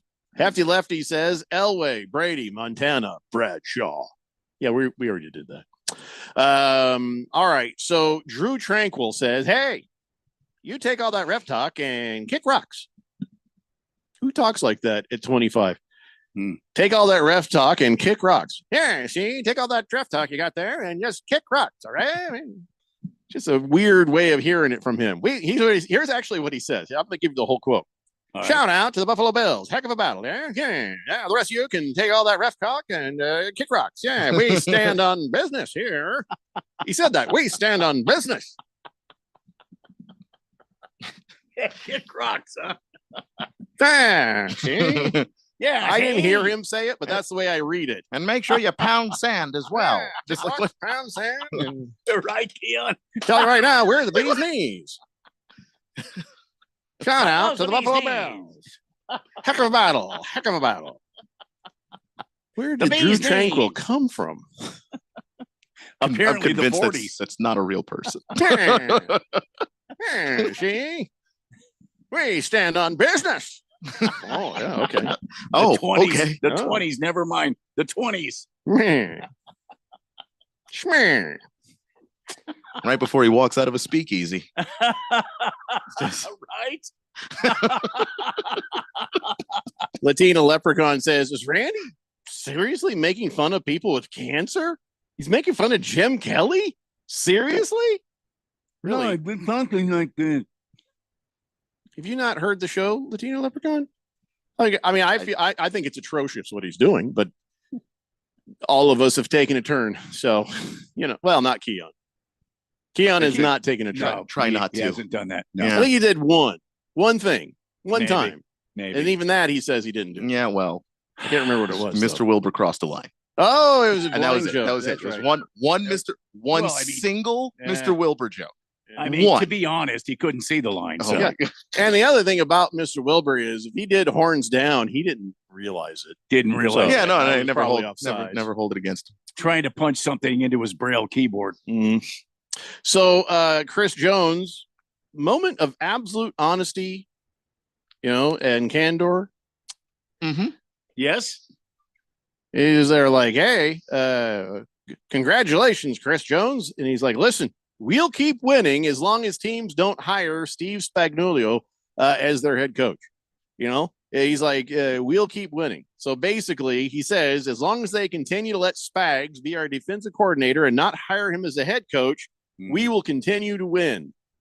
For me, he's one of the greatest assistant coaches who have ever coached the game. You look at his resume, he's got one of the greatest resumes.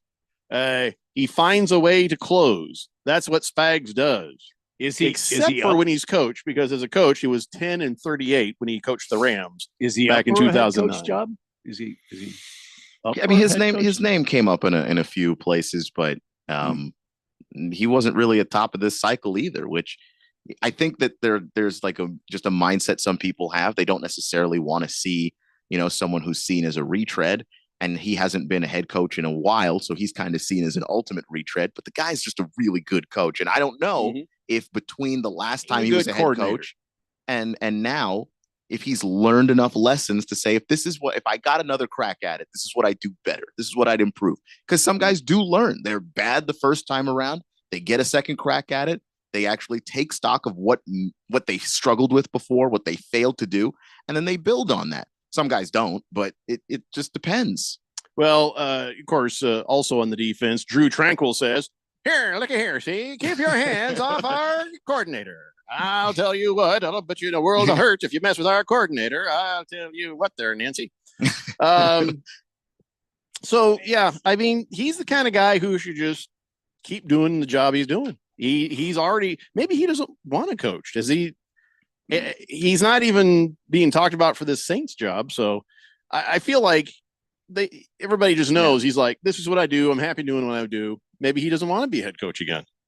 Has he put himself out there? Maybe he hasn't, but he has mentioned that he would like to. Has he? Okay. Yeah, like at the beginning of the season, though. Like not even not recently. I think he's just focused on this. If they, pick up the phone and call him, I'm sure he'll answer. But if they don't, he's focused on the Super Bowl. Well, Dalton Kincaid is, by the way, can we just stop blaming Dalton Kincaid? And the comment, okay, I didn't have a chance to say this.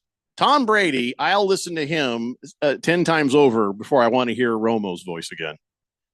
Dear God, Romo has gotten so bad. Romo has gotten so bad, he makes Tom Brady listenable. Really? Oof, he's gotten horrible.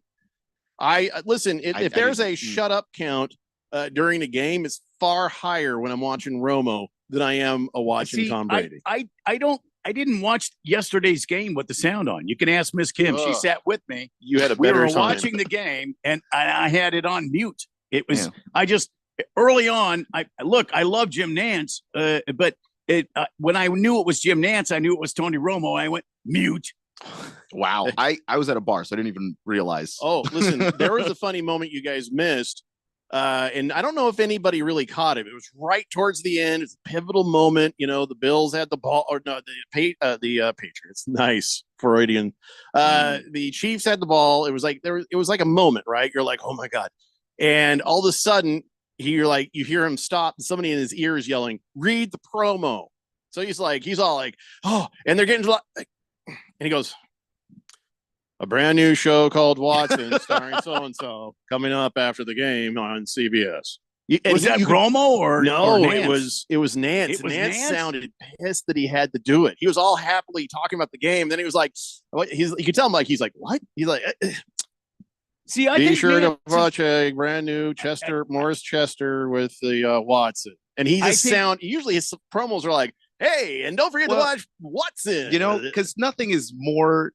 I mean, he's doing a job he genuinely loves to do, and nothing kills the momentum and joy more than we put the bug on the screen right now. Yeah. By the way, everybody, be sure to enjoy the Weekend Warriors Sunday at 9 a.m. here that's on exactly what I was 1580 The thinking. Fanatic. Yep, that's what I was thinking. When the producer tells you to read that Weekend Warrior promo, you sound pissed. Mm-hmm. Mm-hmm.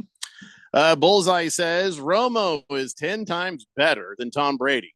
I just don't like his voice. I don't like the way he talks. I am talking about Romo. I don't like the way he tries to be funny and he makes these little I just can't stand listening to Romo. I used to love him and now I can't stand him. Tom Brady, I think he's bad at what he does, but I find him to be more listenable. And there's room for him to get better. Like there is going to be a point where you might actually just enjoy Brady straight up more than you enjoy Romo. Look, Burkhardt could tie his own tie. Brady, he's like a billionaire football team owner, seven-time Super Bowl champion. Can't tie a damn tie. He's got a clip on. Did you see that? Can I tell you why he's got a clip on? He doesn't have a wife to help him with it. It was crooked. The jiu-jitsu instructor has beautiful ties. Tied nicely. Tie your own tie. Brady's got a clip on. Right here, where it should be. Been It was tying right my here. own ties since I was 8. What do you mean? He couldn't. You're not an NFL player. No, see what I mean? Brady couldn't tie his own damn tie. He isn't one anymore either. I said tie a tie. We had this family is an entitlement over thought process. Everybody does everything for you. We had family over, and I said, "Look, see, Brady can't tie his own damn tie," and they all laughed. Bullseye says Tom Brady doesn't even make sense when he talks, and he calls the teams wrong names. I know, can't stand it either, Bullseye. But I'd rather listen to him more than I listen to Tony Romo. When we went to church when we were kids, we all turned like 12, 13 years old, and one of our friends let a clip on. We laughed at this dude. We basically bullied him into wearing ties like an adult. Yeah, but you wish you could just do that and get away with it. Just done. I mean, at this point, it doesn't even register. I don't have to think about it. You know what I do? Every time I get a new tie, after I wear it, I tie it nicely, and then I take it off and I hang it with the others on a hanger. I have like 30 ties. Genuinely they're already tied and ready to go. There's nothing wrong with that either. But I can tie them. You look like a kid if you got a clip on. I don't know how to explain it any other way. Moist one says Tom Brady's 10 times worse. And also, be sure to catch Watson, all part of the great fall lineup on Who Gives a Rat's Ass Thursdays. All right, let's take that break. It's the Daily Blender here on 1580 The Fanatic. Sports betting apps are not created equal. Dylan Cohen from Beat the Book here to talk about the Sport Trade advantage. With higher payouts, Sport Trade is the ultimate sports betting experience. Sport Trade is the first sports betting app that gives you the option to see the odds expressed as probabilities, and it's changing in-game betting forever. If it's easier to understand 52% probability of winning versus minus 108 odds, then Sport Trade is for you. With this percent odds feature, cashing out now makes much more sense. As the win probability changes, so does the value of your bet. And if you're an experienced bettor and prefer American odds, you'll get pricing closer to minus 106 versus the normal minus 110, coupled with instant in-play betting. No more spinny wheels. So download Sport Trade today to see the difference and beat the book. Use promo code 1580 to earn 10% cash back on every bet you place in your first week. Terms apply. Sport Trade is regulated by the Arizona Department of Gaming. If you or someone you know has a gambling problem and wants help, call 1-800-NEXT-STEP. Drivers who switch and save with Progressive could save hundreds. With that kind of money, you could go big time and skip the regular line at the airport and pay for speedy security. Imagine not having to quickly unpack and pack at the place you already came back to. And wearing your shoes the whole time you're there? You can't put a price on that kind of luxury. Well, actually you can, and you paid for it. Switch to Progressive and you could save big time for speedy security. Progressive Casualty Insurance Company and affiliates, not available in all states. Potential savings will vary. AZ Preps 365, your source for all the news, info, highlights, and more. Athlete news and interviews. Talk with coaches. Keep you up to date with the changes, moves, upcoming events, and more. AZ Preps 365, Arizona's ultimate prep sports show. If you miss a minute, you miss a lot. AZ Preps 365, Saturday mornings 8 till 10 on 1580 and 99.3 The Fanatic. And always on at 1580thefanatic.com. Make extra money daily from your sports betting? Dylan Cohen from Beat the Book here. You know, I'm always about finding ways to take sports betting to the next level, and that's exactly why I'm pumped to tell you about Edge Boost, the financial platform that pays you cash back to wager. Edge Boost is an online bank account that pays you for every deposit. With the Edge Boost Visa debit card, you're getting up to 0.5% cash back on all of your sportsbook, daily fantasy site, and casino transactions. That's free money back in your pocket just for doing what you're already doing. It's a no-brainer. Plus, your Edge Boost debit card starts with a $250,000 daily limit, and it will never be declined for gambling activity.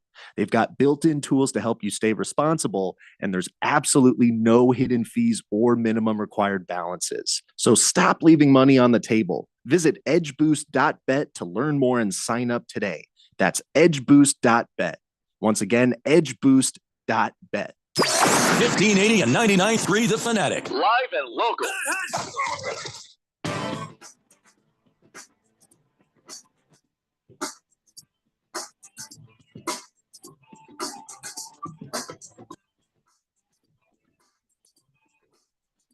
Hey, Blender here on 1580 The Fanatic.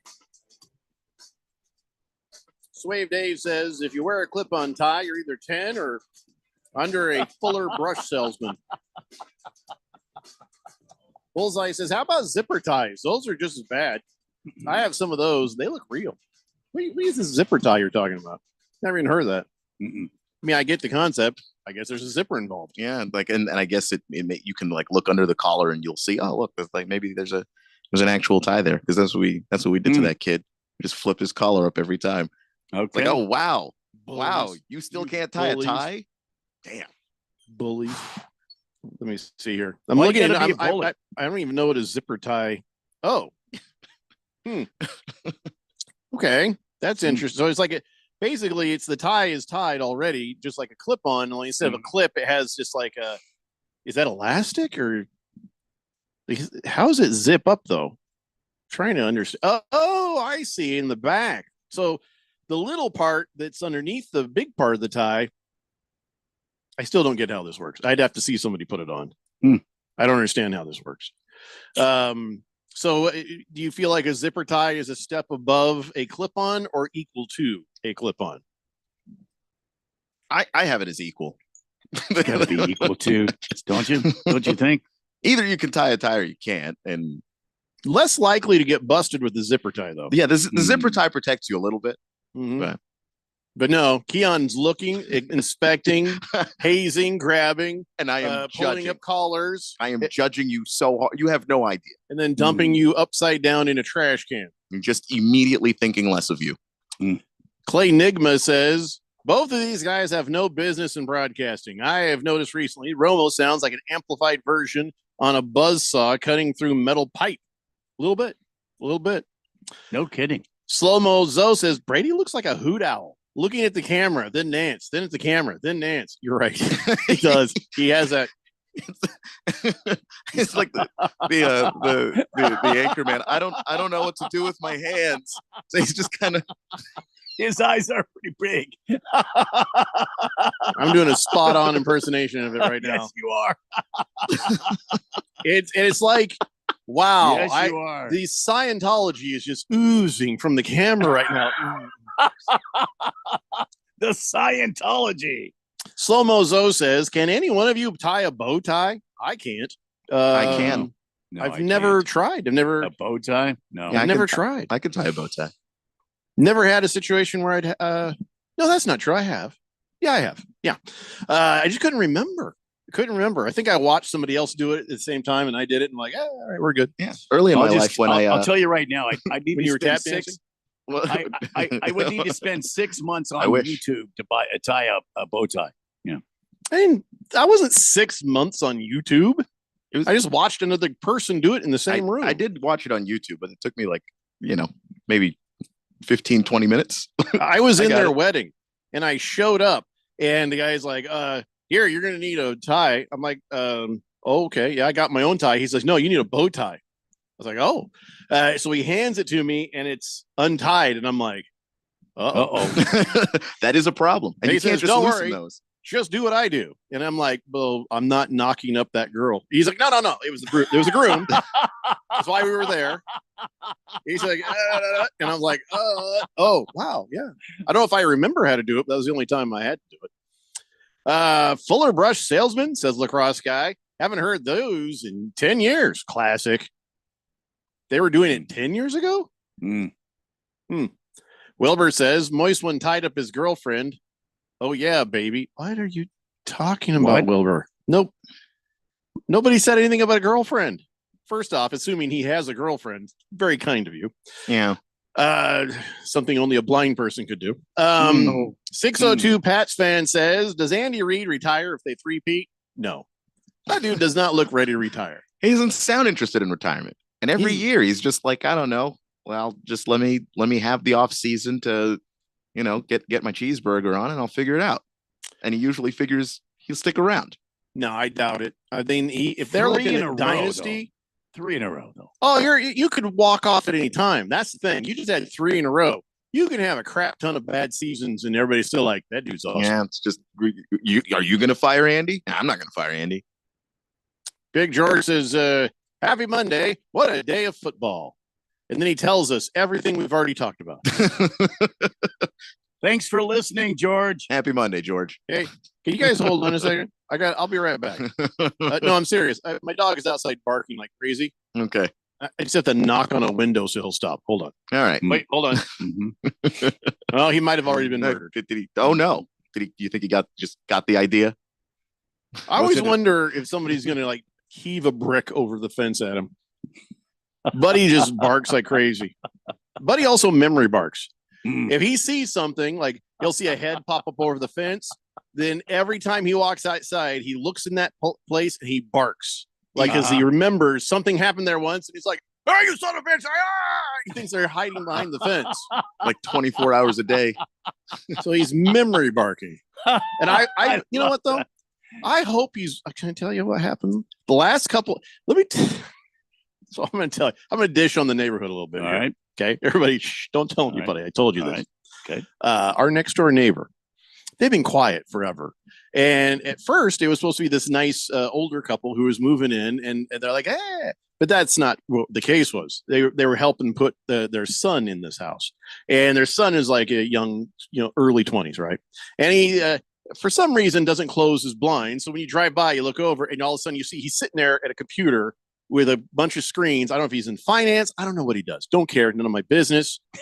It's just like, you're like, oh, okay. And he's got a McLaren. He's got a Porsche. He's got all these. So I'm like, wow, this dude is killing it. And so it's like, yeah, these are great neighbors. Happy to have these guys as neighbors. I think he's made enough money where now he's bringing girls home. Because no kidding. Because my bedroom is right overlooking their back patio, and so he's recently gone out and gotten himself a hot tub. So there's a hot tub down there, and it had just for the first time this weekend. Wife and I come in the bedroom. We're getting ready for bed. We've been, we were watching the show. It's like 11 o'clock at night, and we hear like voices, and I'm like, what the hell? And that's how we kind of looked. I never look out the window up here because I'm not a peeping Tom. But I was just like, what's that noise? Look out! Holy crap! They just got a hot tub down there, and he's got girls over. And I'm like, good for him. Yeah, I was happy for him, right? And so they were loud, obnoxious. Yeah. No, it wasn't that till later. And I told my wife, I says, I can't wait for the part where they start making out. She's like, well, you're not looking. I'm like, no, because we're like lying in bed. I said, no, because that's when it gets quiet. And eventually it got quiet. And they're like, all right, so then fine, whatever. And my wife tells me the next day, she's like, yeah, they were up making noise till 1 a.m. I'm like, man, that boy's got no game. No game at all. If it took till 1. Till 1? Right. It's like, So then we're like, okay. So then yesterday we were watching football, enjoying. Football ended up a little earlier, so we watched the show. And we're like, let's go to bed. We came up, and all of a sudden we start here. Like now it's Sunday night, and it's 10 o'clock. Yeah. And I'm sitting there, I'm thinking, I was like, I don't want to call the cops on this kid. He just finally got some. Like he's being a kid, he's being a kid. He's doing what he's supposed to do, right? Right. But then I hear the voice of the girl, and it's a little more clear, and I'm like, oh my, she's dumb. She's not smart. The things she was saying, things she was yelling over the hot tub. Really? Yeah. What was she yelling? Not smart things. Not smart. So now I'm like, okay, it's 10 o'clock and it's school night now, right? It's Sunday night going into Monday. Yes. And I'm just like, I was like, honey, I don't want to call the cops on this. I don't want to. I said, if I'm going to do anything, I'm going to walk down there. I'm going to go over to the fence. I'm not going to look over. I'm just going to say, hey guys, I'm going to be friendly. I'll be nice about it. Just in case I see that. I don't want to see that. Don't want to see that. And I was that's like, the nightmare scenario. That's as much as I would do, right? So we didn't do anything. We just sort of, then it got quiet, and we're like, good for him. And all of a sudden I heard voices. I was like, oh, no. False alarm. Oh boy. But then it was all right. We just we just sort of tuned it out and we went to sleep. And so I was like, today when Buddy goes out there memory parking, my wife is like, hey, I'm like, let him. Because if they were up really late last night, Buddy's memory parking, well, that's our revenge. And we didn't call the cops. So, I mean, so that anyway, so I'm letting Buddy bark as much as he wants today. Anyway, so that's the latest around here. Oh yeah. And then the crazy rednecks on the other side of us. Yeah. I think that dude's going through a divorce. Oh no. He was out there. The dogs got upset. They heard boom, boom. What the heck is going on? He likes to he's constantly trimming the bushes between our house. And so I'm always like, God, what's he up to now? All right. And I heard boom, boom. I'm like, what is that noise? So I come upstairs and I look out one of the windows, and he's shooting arrows. He's shooting arrows at a target. So I go downstairs, dogs, inside. Yeah. Just in case a stray one goes over and kills one of my barking dogs, Yeah, we got to move. We really got to get out of here. Latina Leprechaun says, so what I'm hearing is if you have a hot tub and young girls in your household, you don't want to live next to Jeffrey. Peeping Tom says, no, we didn't look out the window at any girls. We just looked out. We saw there was a hot tub there. We never looked out again. I don't ever want to be accused of being that. And no, we did not look out the windows again. Hefty Lefty says, on the Lord's Day, have that man arrested. I don't know. Queen Creek might do it. There wasn't any of that going on, Randy. There was not, because as we heard, as previously mentioned, the lack of game. Yeah. That's not a young girl who lives there. It's a young girl who's visiting there. And by the way, she was talking, presumably one that he met in a nightclub in Scottsdale. God bless him. Moist One says, making a big batch of egg drop soup was.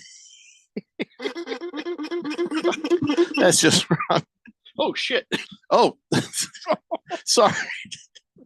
A dog just came at me. Sorry. Anywho. Yeah, this is a good time to end the hour, I think. You have no idea the violence that just came at me in here. They heard you talking about him. Yeah, I guess so. Big George says, Jeffrey, this sounds like your own version of news from Lake Wobegon. Bullseye says, this happened in Queen Creek. Are we sure the girl wasn't his cousin? No, he's from out of state. Yeah. Well, he's from Virginia, so.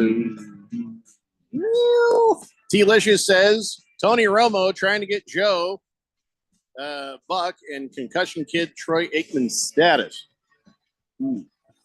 Okay. Big Jake says, don't hate the player, hate the game. We did not hate the player or the game. Yeah, we just minded our own business. Gonna let my dogs bark. It's the Daily Blender here on 1580, The Fanatic. It's fall football on The Fanatic. Catch all the live game play-by-play. Monday night, Thursday night, and Sunday day and night NFL games. Plus the Saturday NCAA football game of the week. It's all right here on the Valley's home for football. 1580 and 99.3, The Fanatic. Brought to you by Bet365. Whatever the moment, it's never ordinary at Bet365. What's that sound? That's the sound of Downy Unstoppable scent beads going into your washing machine and giving your clothes freshness that lasts all day long. There it is again. It's like music to your ears, or more like music to your nose. That freshness is irresistible. Let's get a Downy Unstoppable bottle shake. And now a sniff solo. Nice. With Downy Unstoppable, you just toss, wash, wow, for all day freshness. Getting your guaranteed maximum refund with TaxSlayer feels like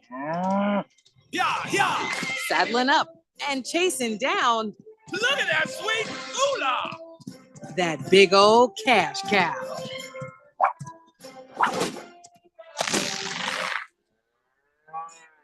Look at all that money! File with TaxSlayer Simply Free and get your guaranteed maximum refund. Simply Free is available to a limited number of taxpayers. See taxslayer.com for eligibility. Hungry for something exciting? Then come experience what's new at Kasai Japanese Steakhouse with 2 Valley locations. No one does Asian-inspired cuisine better or more authentic than Kasai, where talented Teppanyaki chefs create the food, the fire, and the fun of teppanyaki. Kasai Japanese Steakhouse, it isn't just dinner, it's dinnertainment. A memorable dining experience where a delicious 7-course meal is prepared right at your table with flair. It's the perfect choice for celebrations, date nights, or a night on the town. Choose from over 30 different items and combinations of teppanyaki, Asian fusion, and innovative sushi. Happy hour is always on fire with their daily specials. Try their new $12 bar menu items, Wagyu beef and Mongolian pork sliders, chicken or beef satay, and 3 delicious flavors of chicken karaage. 2025 is on fire at Kasai with 2 locations, Scottsdale Road and Thunderbird, and now open in Peoria at the 101 in Northern. Go to KasaiTeppen.com. That's KASAI Teppen.com or search Kasai on your mobile phone. Substance use disorder and addiction is so isolating. And so as a Black woman in recovery, hope must be loud. It grows louder when you ask for help and you're vulnerable. It is the thread that lets you know that no matter what happens, you will be okay. When we learn the power of hope, recovery is possible. Find out how at startwithhope.com. Brought to you by the National Council for Mental Wellbeing, Shatterproof, and the Ad Council. KQFN Tempe.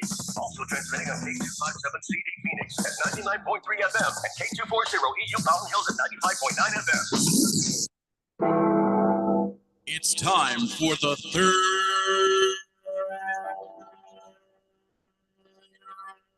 hour. All right, people, settle down because it's time. For what? Showtime. When does it start? Right now. 3, 2, 1. Let's get on with the show. Let's do it.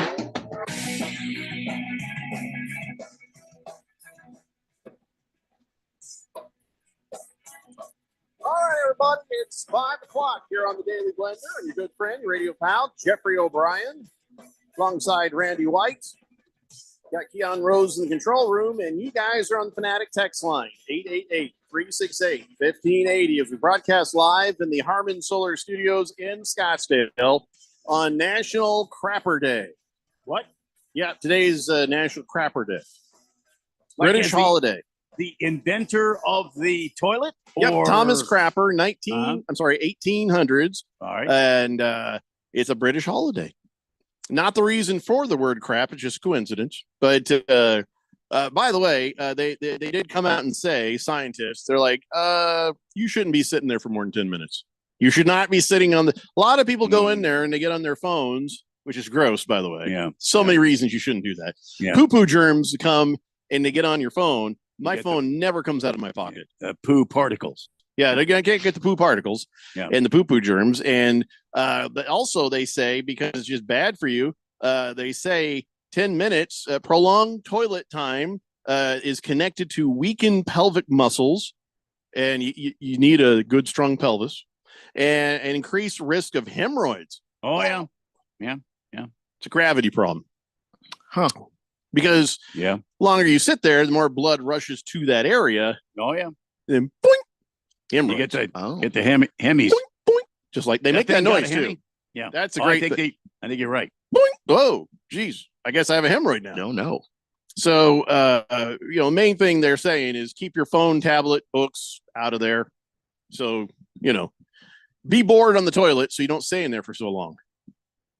You know what you could do if you're bored on the toilet, you get some of that toilet paper that's got things you can read, like jokes.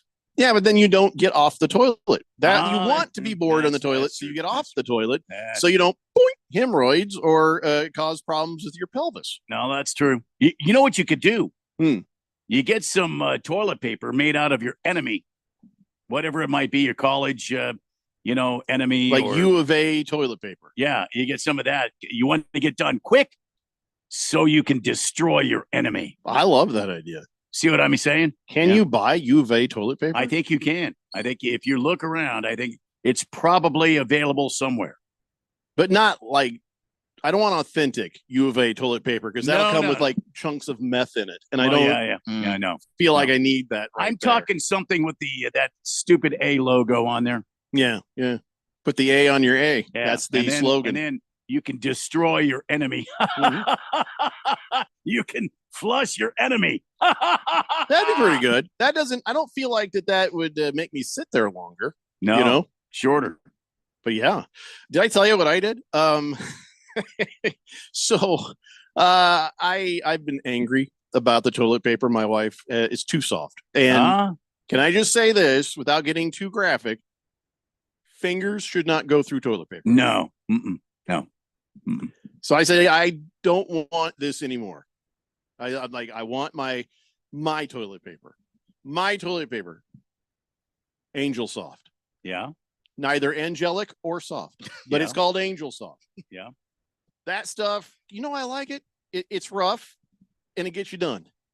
You know what I'm saying? I don't spend a lot of time with that. Oh, you and we like a nice aggressive wipe. Yeah. I don't want to spend all day in here. I want it all done. Yeah. And she's like, well, everyone else hates that. And it will, nobody wants paper cuts. And so I was like, well, I want my own toilet paper here. And she's like, I'll get you some. And he says, but we have to present an option in that, because I have my toilet downstairs because that's the one I go to and use. So it's away from everybody. So it's just safer for the household. Everyone knows. Yeah. Right. And so what I did is we went to this comedy club What was this comedy club called? In I don't know. In Gilbert. Just some comedy club, no name comics, but it was fun. And I went into their bathroom and it had this cool, like, stainless steel holder. It had a toilet paper roll on it. I was like, whoa, that's cool. It's not connected to the wall. And I was like, I should get one of these. And so I got on the Amazon and I found, but it's not just a thing where it's like this, it's like a little round base with a metal pole and it has a thing over it and you have the roll of toilet paper there. But also the thing flips up and you store rolls of toilet paper on it. Yeah. Oh, I'm like, oh, this is amazing. Why haven't I had this? And so it's like right there. So I got one and I loaded it up with the Angel Soft. And my wife kept trying to push it off to the corner where no one would see it. Yeah. I'm like, no, this goes in front of me, right in the middle of the bathroom.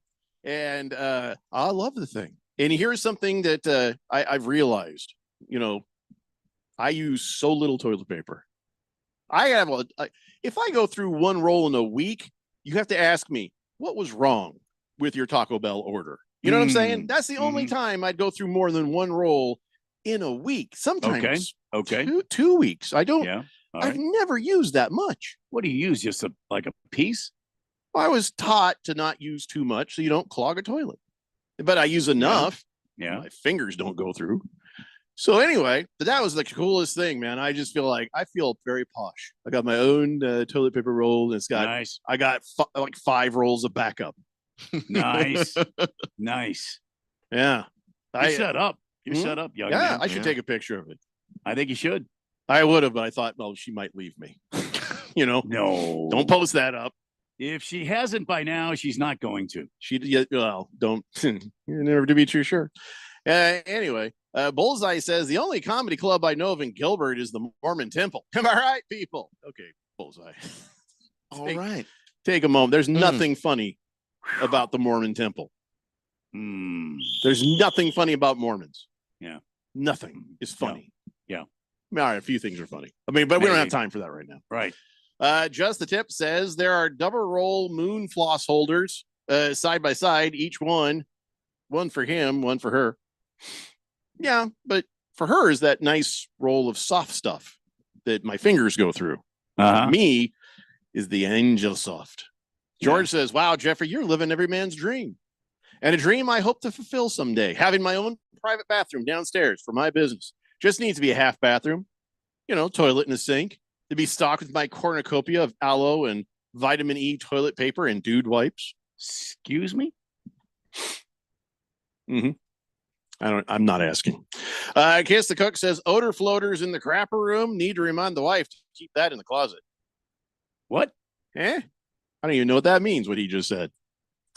Magnificent Mr. Mormon says, I take exception at that statement. How many things funny about us Mormons? Have you ever seen Napoleon Dynamite? Okay, that's funny-ish. Yeah, I wouldn't even say ish. I didn't kind of just there. That is the first movie I watched start to finish and didn't laugh.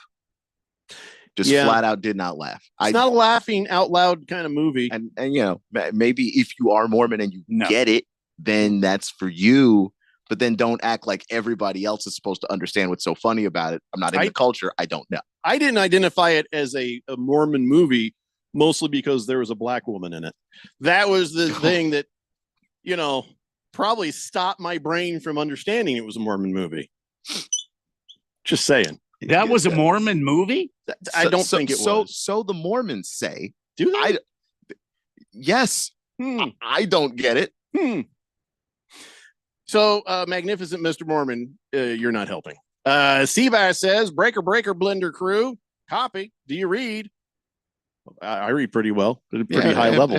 I read good. Yeah. Our comprehension is great. We talked about this before. He says, anybody go to Fish Tank Show? If I were in town, I'd been there. But I was traveling the great Interstate 40 through Oklahoma Friday night.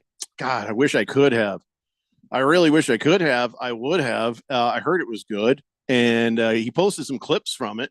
So, yeah, I mean, no, we didn't, but I'm sure some people listening I did. saw the clips. I was out of town this weekend, though. Where'd you go? Oh, I just went up the old Flagstaff. Yeah, that's out of town. That counts. If you say I'm out of town and you go like to like Anthem, you're like, that's not. That's not out of town. I wouldn't know. It's true.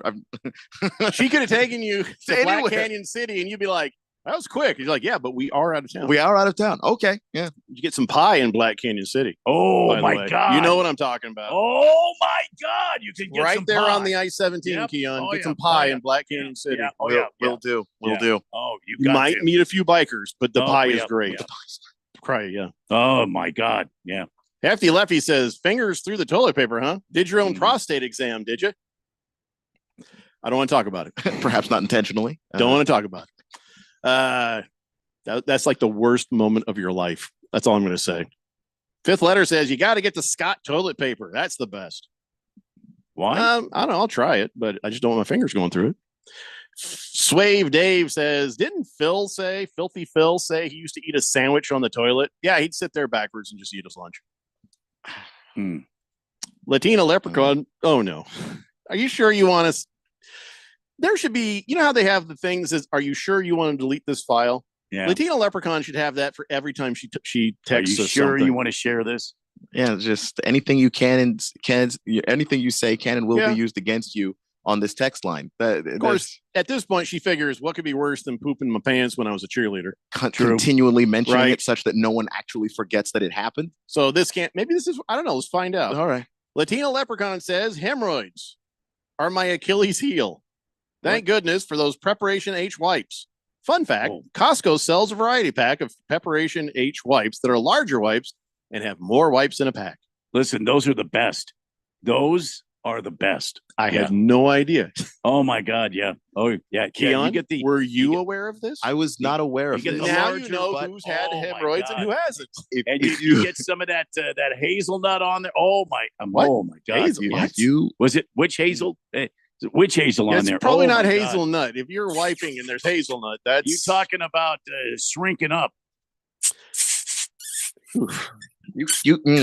Does it make the noise? Oh yeah, yeah, it does. You can- Now I kind you of wish can- I had. You can feel it. do you? shrinking up on you Just for the Yeah. experience. Oh yeah. Moist one says, how can you be bored on the toilet when you have a bidet? Excuse me. I've yet to try one. Everybody says they're great. I just don't know if I. Why does it feel dirty to me? I actually made a word. I actually created a word. The word is kluk. You know what the word is? The kluk. Kluk? No. It's the that is the word for the noise or when the water plops back up into your butt.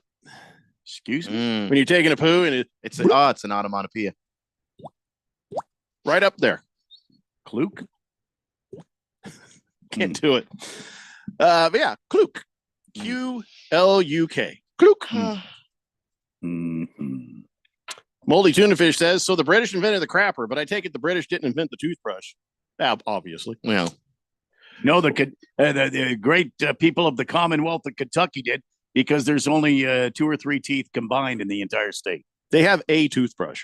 Otherwise, it would be called a teeth brush. Okay.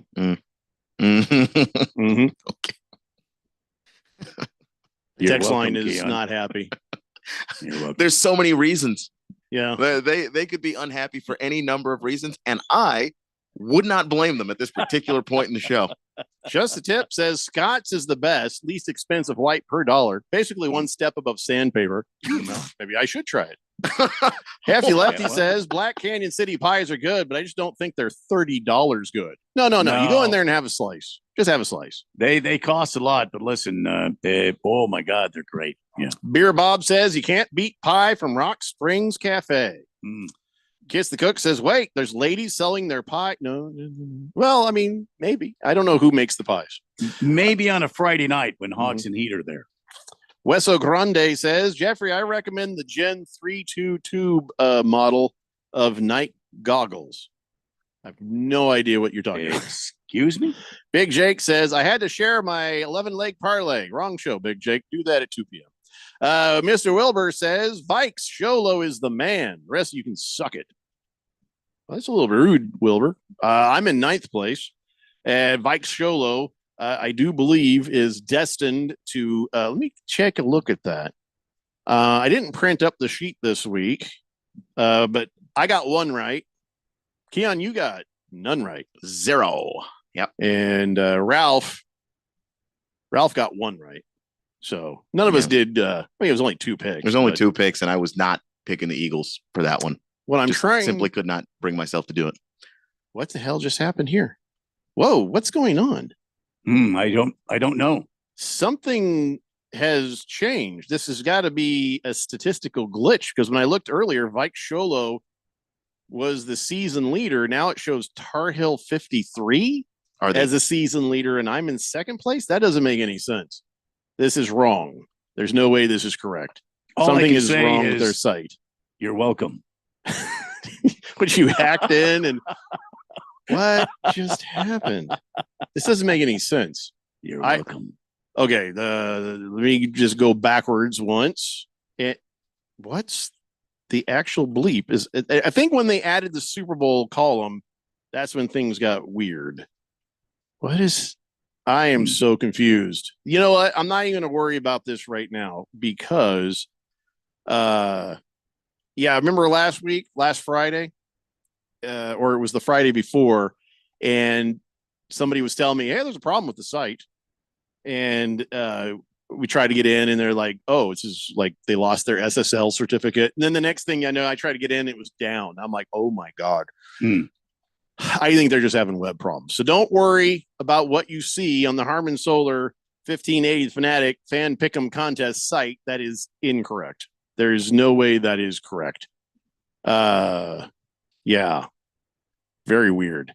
But here's what it is. Vike Sholo, I do believe, is still the leader in the clubhouse on that. And I'm in 9th place. There was some sort of point to it, but it scares me when that happens, because if we lose all that information, I worry that we're going to lose track of the winning information. So, but I do know no matter what happens, Vike Sholo was so far ahead of everybody else, and he got 2 right over the weekend. He was perfect. So there's not going to be any dispute about who the top winner is. So Tar Heel 53, our apologies, but it ain't you. This is awkward. I hope they fix that quick. I just wanted to get the actual stats on it. Now I can't get anything. We'll just go ahead and put that away for a minute. We'll just mind our own business and walk away like it didn't happen. Devilhawk says, I always knew the picks contest was rigged. Yeah, it's rigged. It's by the refs and the Chiefs. It's all connected there. You're right. Yeah. Swave Day says, so if you use the hemorrhoid, okay. He said, with the witch hazel, does that make you a cool hand Kluke? You are correct, Dave. Witch hazel. Yeah, it's good for the old pooper pimples. Yeah. Pooper pimples? Yeah. Is that what you call hemorrhoids? I've never heard that before. The old pooper pimples. I feel like we're learning a lot today. Yeah. More than I wanted to. I'm not reading that. Big Jake says, dude, when it comes to the toilet, and it's on the thinky wheel. You know what? We're just going to take a break, because nothing seems to be working on my desktop right now. But yes, Vike Sholo, I do believe, no matter what happens, has won the contest. I think so. I'm not sure, because everything is all discombobulated there. And if you're like Tony Baloney and Pro Dog and Brett Maverick and those guys, you still do your pick. You may, I don't know if you're in range or not, because I can't see it, but still do your pick, because there's second place. There's third place. Got to think about it. Anyways, taking a break, figure out what the hell's going wrong with my computer, and we'll be back. It's the Daily Blender here on 1580, The Fanatic. This is Brent Musburger's Action Update on 1580 and 99.3, The Fanatic. Brought to you by G-Bank. Earn cashback rewards on every eligible gaming transaction. vsin.com/GBank. Subject to credit approval. Terms and conditions apply. Super Bowl 59 in New Orleans on February 9th as the Kansas City Chiefs will face the Philadelphia Eagles. For the Chiefs, they're trying to become the first team to win 3 straight Super Bowls. They're in the game for the 5th time in the past 6 seasons. This is a rematch of Super Bowl 57, which the Chiefs won 2 years ago. Kansas City opening up as an early 1.5-point favorite, while the Eagles are plus 105 on the money line. Chiefs are minus 125 with the over-under set right now at 59.5. Saquon Barkley is minus 550 to have the most rushing yards in the Super Bowl. Kareem Hunt is at plus 750. I'm Tony Desiri with your VSiN Action Update on 1580 and 99.3 The Fanatic. It's fall football on the Fanatic. Catch all the live game play-by-play, Monday night, Thursday night, and Sunday day and night NFL games, plus the Saturday NCAA football game of the week. It's all right here on the Valley's home for football.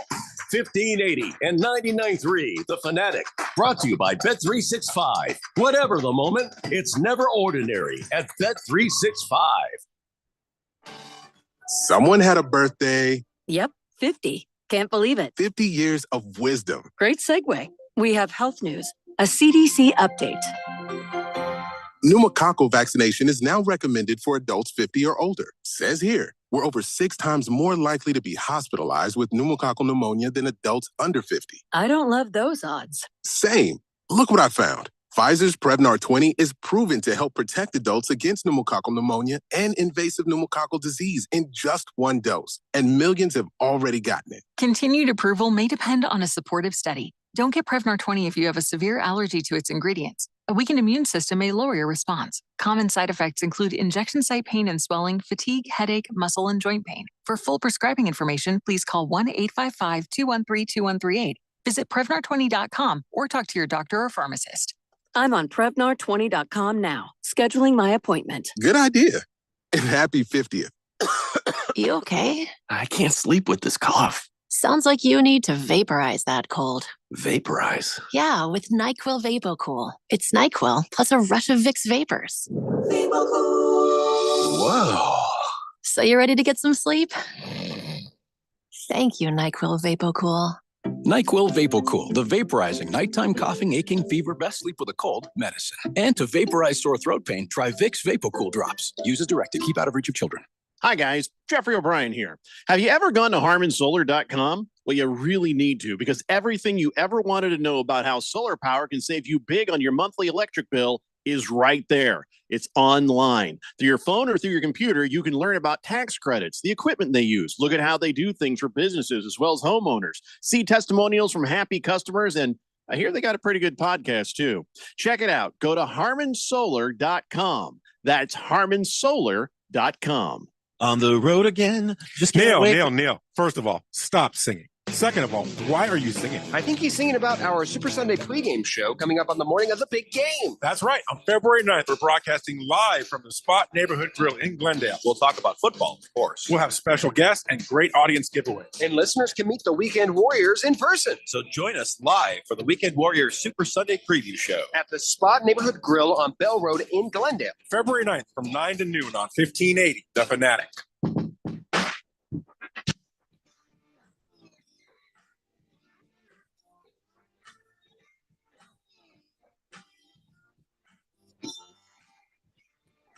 Dave Blender here on 1580, The Fanatic. Devil Hawk says, I always knew the picks contest was rigged by Ralph. No, it's not. Nothing's rigged. I was able to find the site is having a glitch, but I was able to go back and find through a different click, basically, that Fikes Sholo has won the picks contest. Even if he doesn't pick the Super Bowl, he's still at 207. Tony Baloney and Pro Dog, those guys, along with Brett Maverick, they are playing for second, third place, whatever is there, because they both have 205. So if one of them gets it right, one of them gets it wrong, it is decided. And then Brett Maverick, if he gets one right, he could jump into that. So everybody else is out, I believe. So Vikes Sholo is already a done deal. He has won. But we still got to play all the games, and we will contact him as soon as we can. Devil Hawk also says, I think I figured this out. The Chiefs and the Dodgers made deals with the Devil to win back-to-back championships. Only explanation makes sense. And yes, that Neil guy from the Weekend Warriors, never sing again. Stop singing.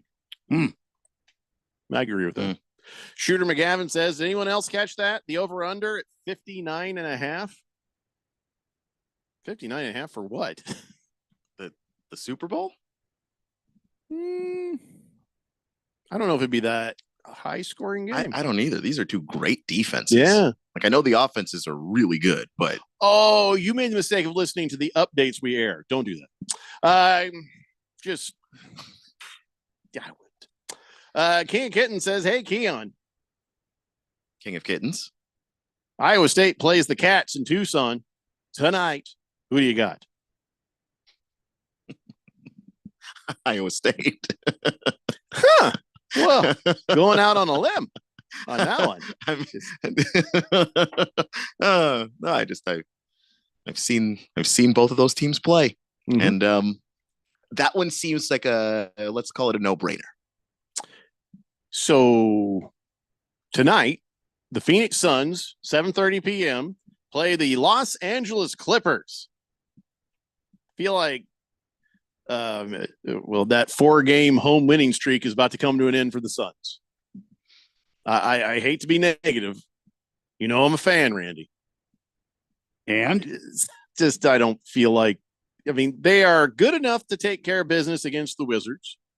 Don't know if they're good enough to take care of business at this moment against the Clippers because they're still a fairly discombobulated. Or, Keon, you feel like they've gotten their act together? Or you think they've – I just don't feel like anything's changed. I don't think you're wrong. Like, they have been better, but like you said, they've been playing worse teams. I think they played the Wizards like twice in a span of 5 games.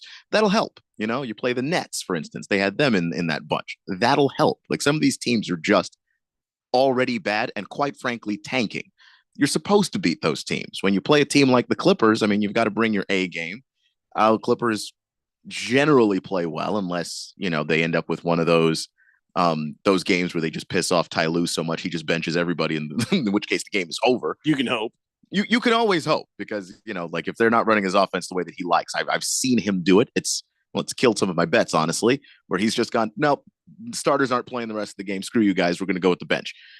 So unless one of those things happens, yeah, I think the Suns are going to have to start playing genuinely good basketball and not just taking advantage of weaker opponents. Well, and I think the Clippers have been at home for, I don't know how. It seems like they've been home for like 20 games or something, but they're going to go on the road, and the Suns might get a win because the Clippers aren't used to being on the road here as of recently. It's like a 5 or 6 game homestand for the Clippers, and then they're going to go out on the road. And I think the Phoenix Suns can win because of that. So I don't know.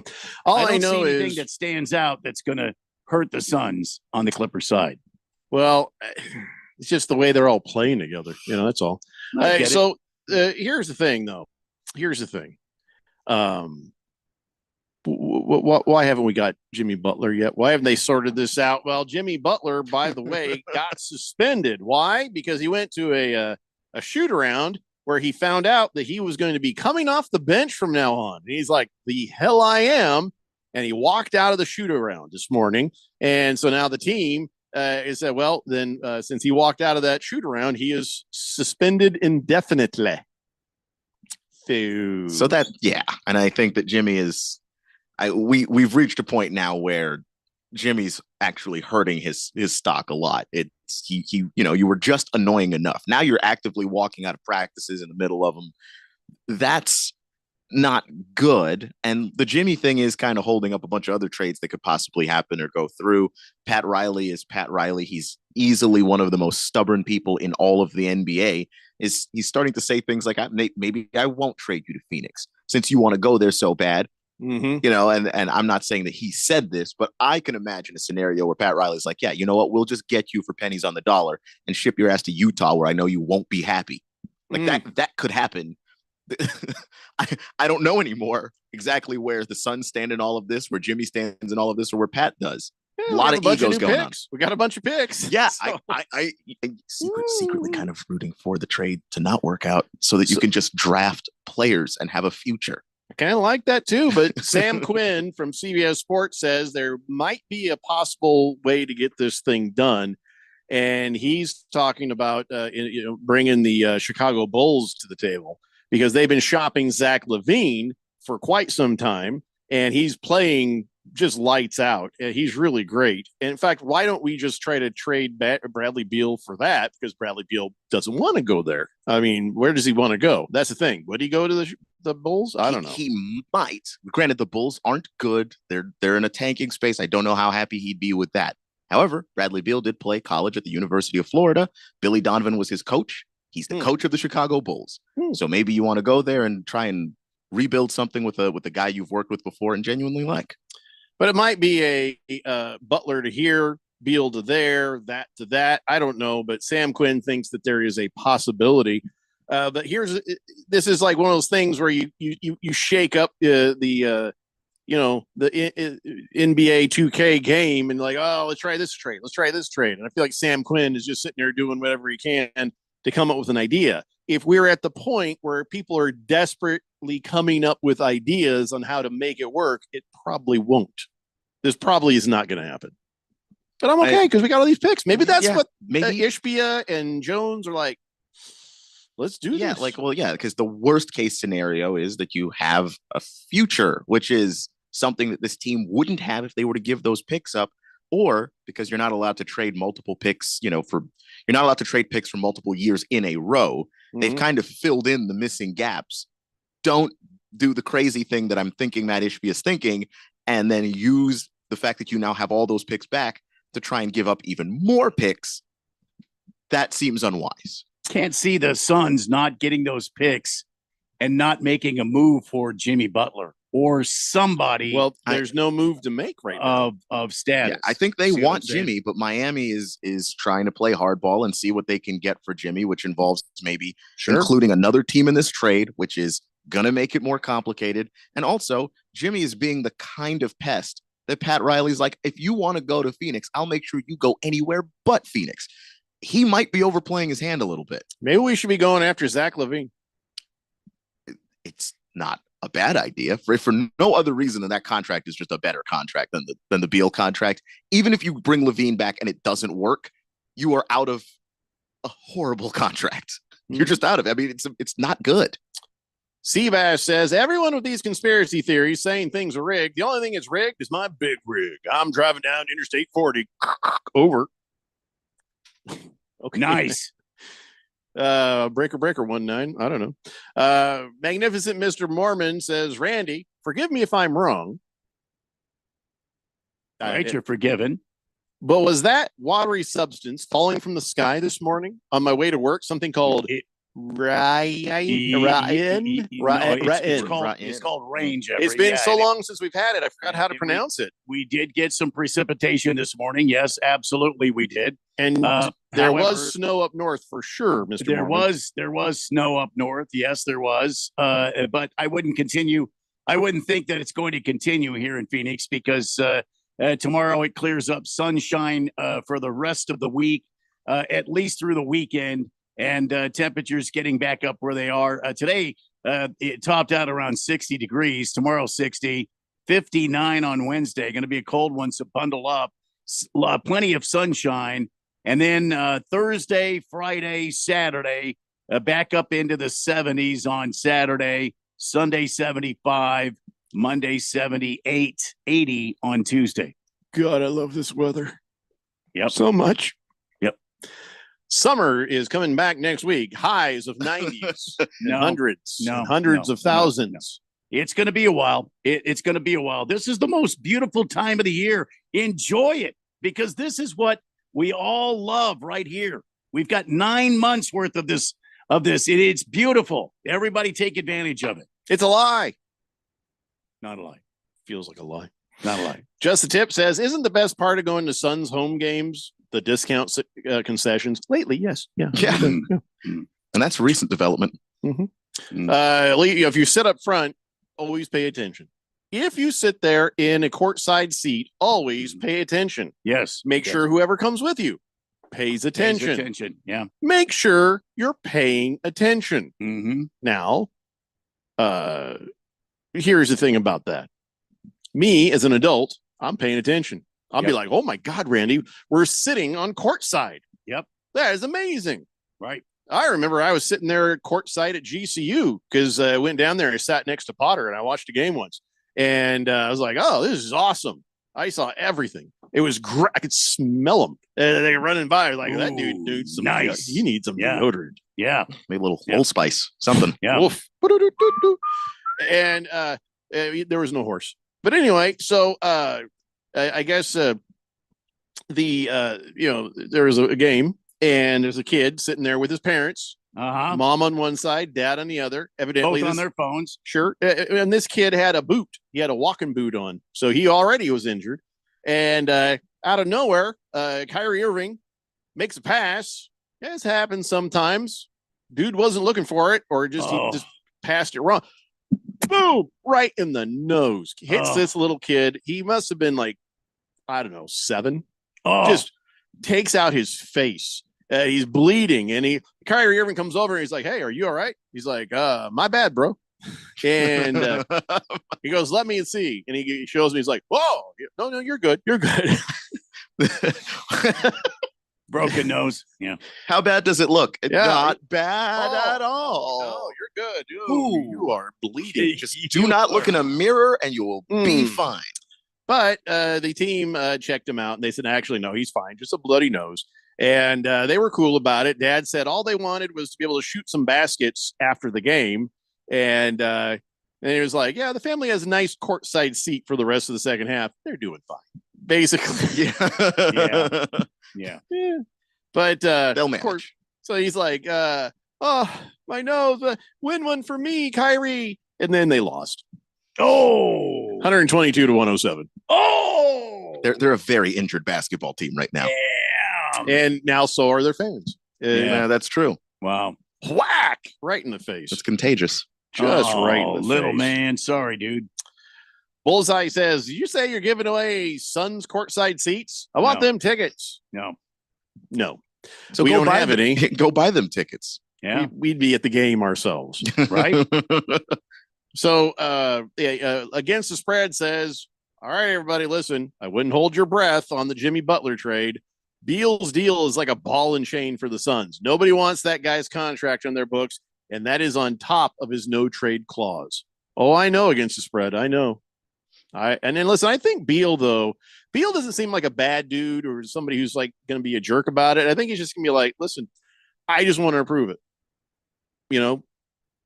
and he knows things aren't working. So he's like, yeah, he's probably very like find a place that I would like to go. And if there is a trade, I'll sign off on it. Outside of that, how you make that trade happen, it's none of my business. It's entirely up to you. I mean, Bradley Beal didn't write his own contract and pay himself. The Wizards did that. Right. And the Suns accepted it. So can't blame Bradley Beal. Yeah. So I think as far as we can tell, he's not holding anything up. Just the ability to make it happen is holding it up. And it may just not even be reality. And if it's not, that's fine. We got picks. Ishbia's got to sit there and pay a bunch of money for a nothing season. Let that be a lesson to you. Yeah, he had the new owner jitters. It happens sometimes when you got an owner who comes in. He's never owned a sports franchise before. That, like some owners, they have another team, so they've already done this, and now they're on team number 2. It's like when you have kids. It's like the first kid, sometimes things happen, but you got a better idea of what you're doing the second time around. You hope. So, can I ask a question of you two guys? Yes, you may. Randy White, 1580 The Fanatic. Yeah, Randy White, 1580 The Fanatic. If the Butler trade doesn't happen, and if they're saddled with these draft picks at the end of the season, does Ishbia trade away KD or Booker? You don't have to.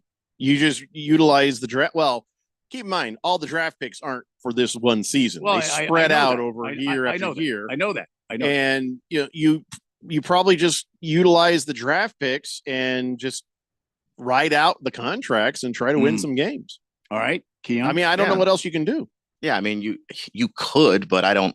It's not going to make it better. Yeah, like unless you're just going to go full retool, which I don't think Ishbia wants to do. I think that'd be admitting defeat. I don't think he trades Durant at all, but I do think you can still develop young players while you have Durant and Beal and Booker. Like those guys. Kevin are still Durant's veteran one players. of my favorite NBA players, and I'm not a big NBA fan, but KD is one of my favorite. The guy doesn't say a whole lot off the court. I mean, I know there's been you. those. Yeah, I know there's been some social media stuff, but the guy just kind of goes about his business. His passion is basketball. His passion is professional basketball, and that's what he kind of pays attention to. So I feel like if Ishbia does not get this deal done, then I think that he retools this team and he looks to go, because look at Oklahoma City. Young guys, they got SGA in the draft. Now look at them. Now they're a force to be reckoned with in only a few years in the NBA. I mean, SGA's not been in the NBA more than 5 years, right? Might be right around there. I mean, I'm just saying, young team, exciting. People are coming in. Ishbia doesn't want a team that's going to be like an anchor, just thrown to the bottom of the ocean. I think he's also not a dumb dude. And if you sit him down and say, well, here's our current situation, this is why we're here, I think he'll realize it, and then the patience comes in. He's not a dumb guy. He was an impatient guy. And if you were presented with the information that if you continue to be impatient, you continue to do these things, you're going to paint us into a corner where we won't win again for 20 years. Yeah. And like some owners learn, some don't. We'll see which kind Matt Ishbia is. Also, SJ's been in the league for 7 years. All right, 7. Yeah. Against the Spread says, according to Bright Side of the Sun, the Suns have not even approached Beal about a trade possibility. They can't do a deal until Beal gives the green light. There's only 2 players in the NBA with no trade clauses. That's Beal and LeBron. The reason there's no reason to approach him is they don't have anything to approach him with yet. So once they have that, they'll go talk to him.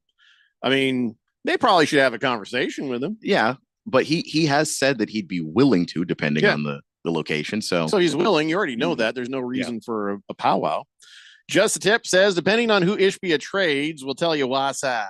This Suns team isn't winning anything. Blow it up. Trade everyone. Yes, George? Get picks, not players, and look at 3 years from now being great. Well, I think we all agree that's a good possibility. You do what you got to do. George says, I see Donnie is calling Suns fans scum and losers on Twitter. I just checked the standings, and the Timberwolves have an identical record with the same number of losses. What does that make Donnie? Well, I don't think we need to even ask that. In fact, I don't even know why you're telling us about what Donnie's doing. We're not surprised by anything Donnie does on Twitter or anything else. There is no surprises. All right, we got to take a break. When we come back, we've got On This Date in Big George's sports history and an opportunity for you to get $1,000 just for eating snacks. I'll tell you about when we come back. It's the Daily Blender here on 1580 The Fanatic. Is reviewing life insurance on your to-do list? Now's the perfect time to add it. A friend recently told me that securing life insurance sooner rather than later can help you lock in lower rates for years to come. So I bumped this up on my list and got it done. I called SelectQuote and couldn't believe how easy and affordable life insurance is. I'm 40 and got a $500,000 policy for $16 a month. My husband's also 40, and his $500,000 policy was only $18 a month. Plus, with SelectQuote's same-day coverage, there was no medical exam required, and we were covered by the time we hung up. Knowing I have this checked off my list feels amazing, but the peace of mind knowing my family is protected feels even better. Call SelectQuote at 1-800-694-1010. That's 1-800-694-1010. Or go to SelectQuote.com to get your free quote today. 1-800-694-1010. Details on example rate at SelectQuote.com. Life insurance. Why are you putting it off? Can't afford it? Too much hassle? Think you don't need it? There's lots of excuses for putting off life insurance. But if you weren't there, who would pay the mortgage and other bills? With Ethos, you could be covered in 10 minutes and boom, family protected. Ethos, fast and easy online term life insurance. Up to $2 million in coverage with no medical exam. Some policies as low as $1 a day. Answer a few health questions and get your free quote at checkethos.com. That's checkethos.com.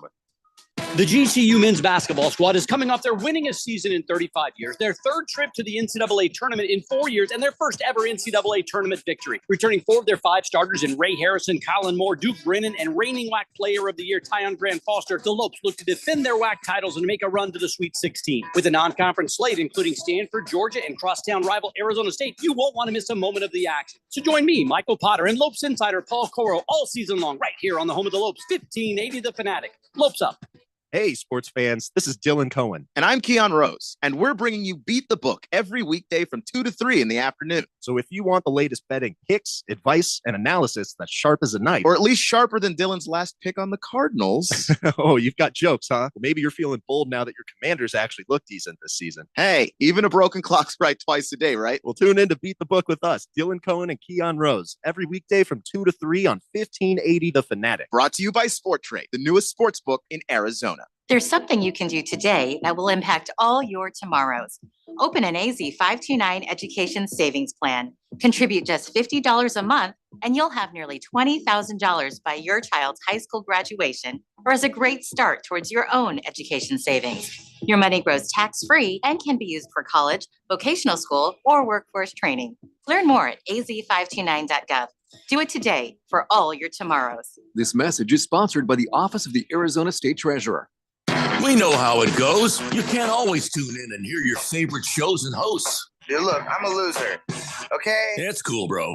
That's why we post podcasts of your favorite shows and hosts. Listen when you want to. Listen on demand. That is great and frankly kind of amazing. Go to 1580thefanatic.com to download.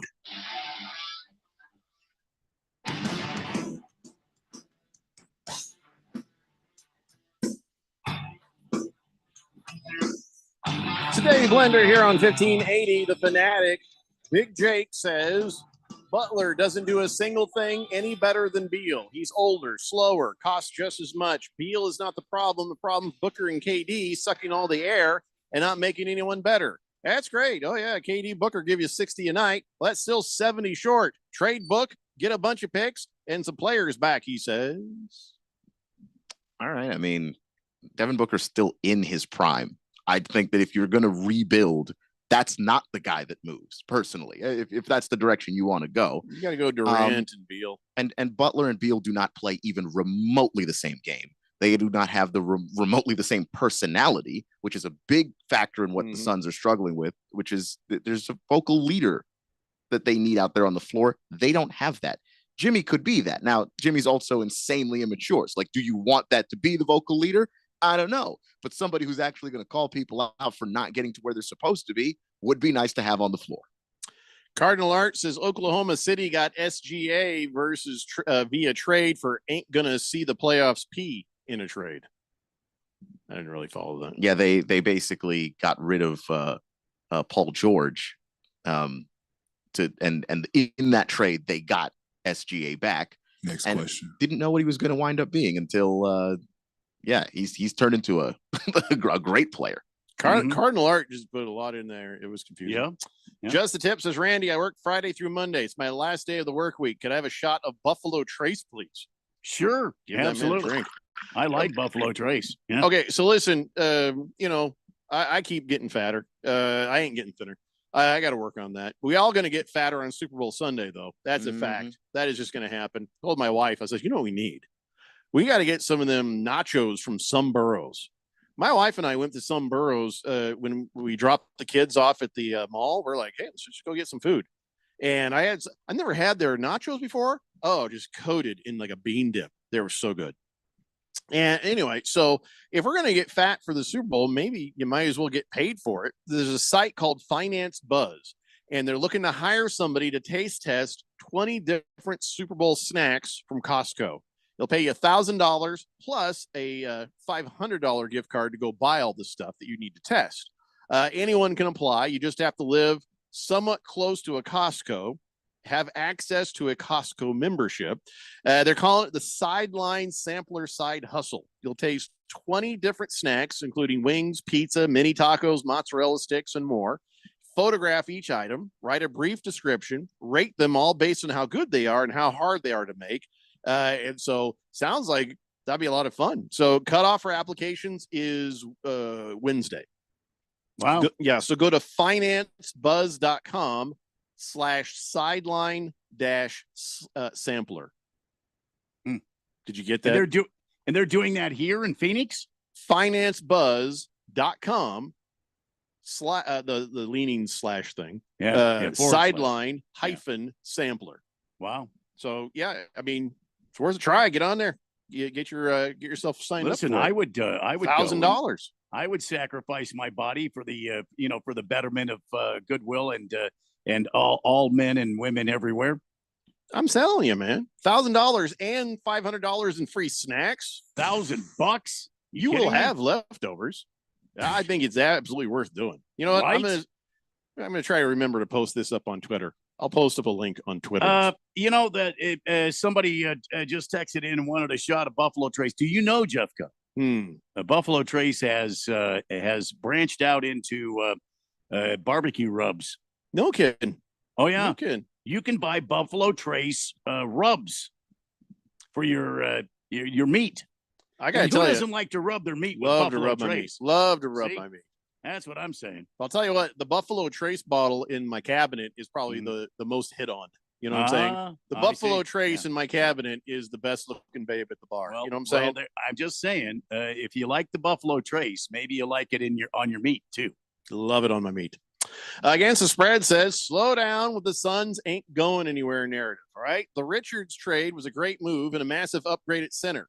The dude went for 20 and 19 the other night. Ryan Dunn, great draft pick for the Phoenix Suns, and he's Bridges reincarnated. If they can shop Beal out, get rid of Nurkic, they are in major business, even if they don't get Butler. Keep in mind, the West is a logjam, and the Suns can work their way back into a championship contention. By the way, the Suns aren't trading Book. He's the heart of the franchise. He's got a lot of miles left. Yeah, I don't think they're going to get rid of Booker, but I'm just saying, my thought was, does this owner break up Book and KD and rebuild the team around these draft picks and try to make this team younger and good question and go after it that way? I mean, maybe, but literally nothing about Matt Ishbia suggests that that's what he would do. Well, like he'd have to fail first. Then we'll see. I mean, if you don't get something, the patience comes later. By trading away those draft picks and getting these secondary. Let's face it. These are secondary draft picks, right? These are not. There's a collection. It was a good haul of picks. There were some of them that were attached to very bad teams that you could find yourself picking top 15, top 10 with some of them. Yeah, it's a nice assortment. It's a nice assortment. Maybe I'm misunderstanding. They didn't get a bunch of second rounders. They did get some first rounders in there too. And by the verbiage, it seemed like these draft picks were not very good. They got one from Charlotte, I think. They got them all from Utah, but Utah got one from Chicago. That's a bad team. Like that's going to probably be a high draft pick. And then what was the other one the Charlotte pick? One of those picks is also another bad team. Like there's some potentially nice picks. Okay. Bullseye would like a shot at Buffalo Trees too. You got everybody thirsty now. There you go. Ladies and gentlemen, it's time now for On This Date in Big George's sports history. Back in the year 1993, American Chad Rowan was awarded the highest rank in sumo wrestling. What? The ancient Japanese sport, making him the first foreign yokozuna. 6'8", 455-pounder from Honolulu became the 64th person to hold the top rank in the sport's history. Why are we? Is it? What's his phone number? Can the Cardinals call him to be a left tackle? Well, he died in April of 24. So that's too bad then. Yeah, he was 54. He had heart failure, which really is a surprise considering that he's 6'8", 455 pounds. How was his footwork? Did he have good footwork? He's dead, Randy. You can't have him on the Cardinals if he's dead. Right. Never mind. But all I know is this. I'm going to yell at George, but technically that's a sport. No, that is a sport. Yeah, sumo wrestling. It's real. Yeah. Come on. It's real wrestling with a real outcome and a winner. It's not fake like fake wrestling. And okay, I'll allow it. At first, I was starting to get mad. I was like, sumo wrestling has no business. And I'm like, oh, maybe it does. Maybe it does. Well, they do gird their loins with those ceremonial. I think they call them diapers. Yeah, well, no, I don't think they call them. I don't think they call them that. No. They look like them. Well, the Japanese, and I'm sure they smell great. Yeah, manly. Yeah, this dude won like the 8 years he was at that rank of yokozuna. Yeah, he won 8 tournament championships, a career 11 total, and was a runner-up on 13 other occasions. So he was damn no good kidding. sumo wrestler. Can we get him on the phone? Maybe the Cardinals could do some talking to this guy. Maybe and, your friend Dusty Rhodes can put in a good word because he's dead. Oh, damn. He died. Sorry about that. He retired from the wrestling in 2017 because of health problems, and then later on it killed him. So we're clear on that. Does he have any brothers? I don't know. Look up Chad Rowan. See if he's got any brothers. I'll do that.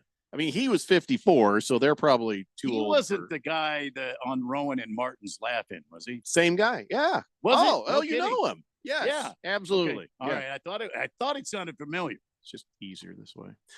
Tia says, Jeffrey, get the El Mexicano nacho cheese from a Fry's or whatever. Serve your nachos with that. Best tasting nacho cheese around. What? I'm Fry's? just going to buy them made, dude. I'll just buy them made.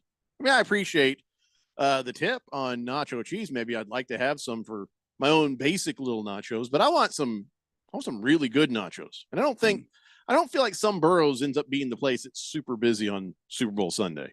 Or maybe it is. I don't know. Maybe. Who can say? But It I does sound agree good, with you, doesn't though. Yeah. it does sound good. Huh. You go to Some Burros and try the nachos. They have jalapeno on them and like sliced up jalapenos, and I just love it. I've only had it once and I can't stop talking about it.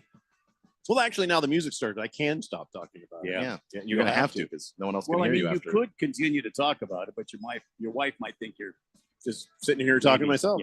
Yeah. Against the Spread says a sumo wrestler did play in the NFL. He played for Washington and Gene Hackman.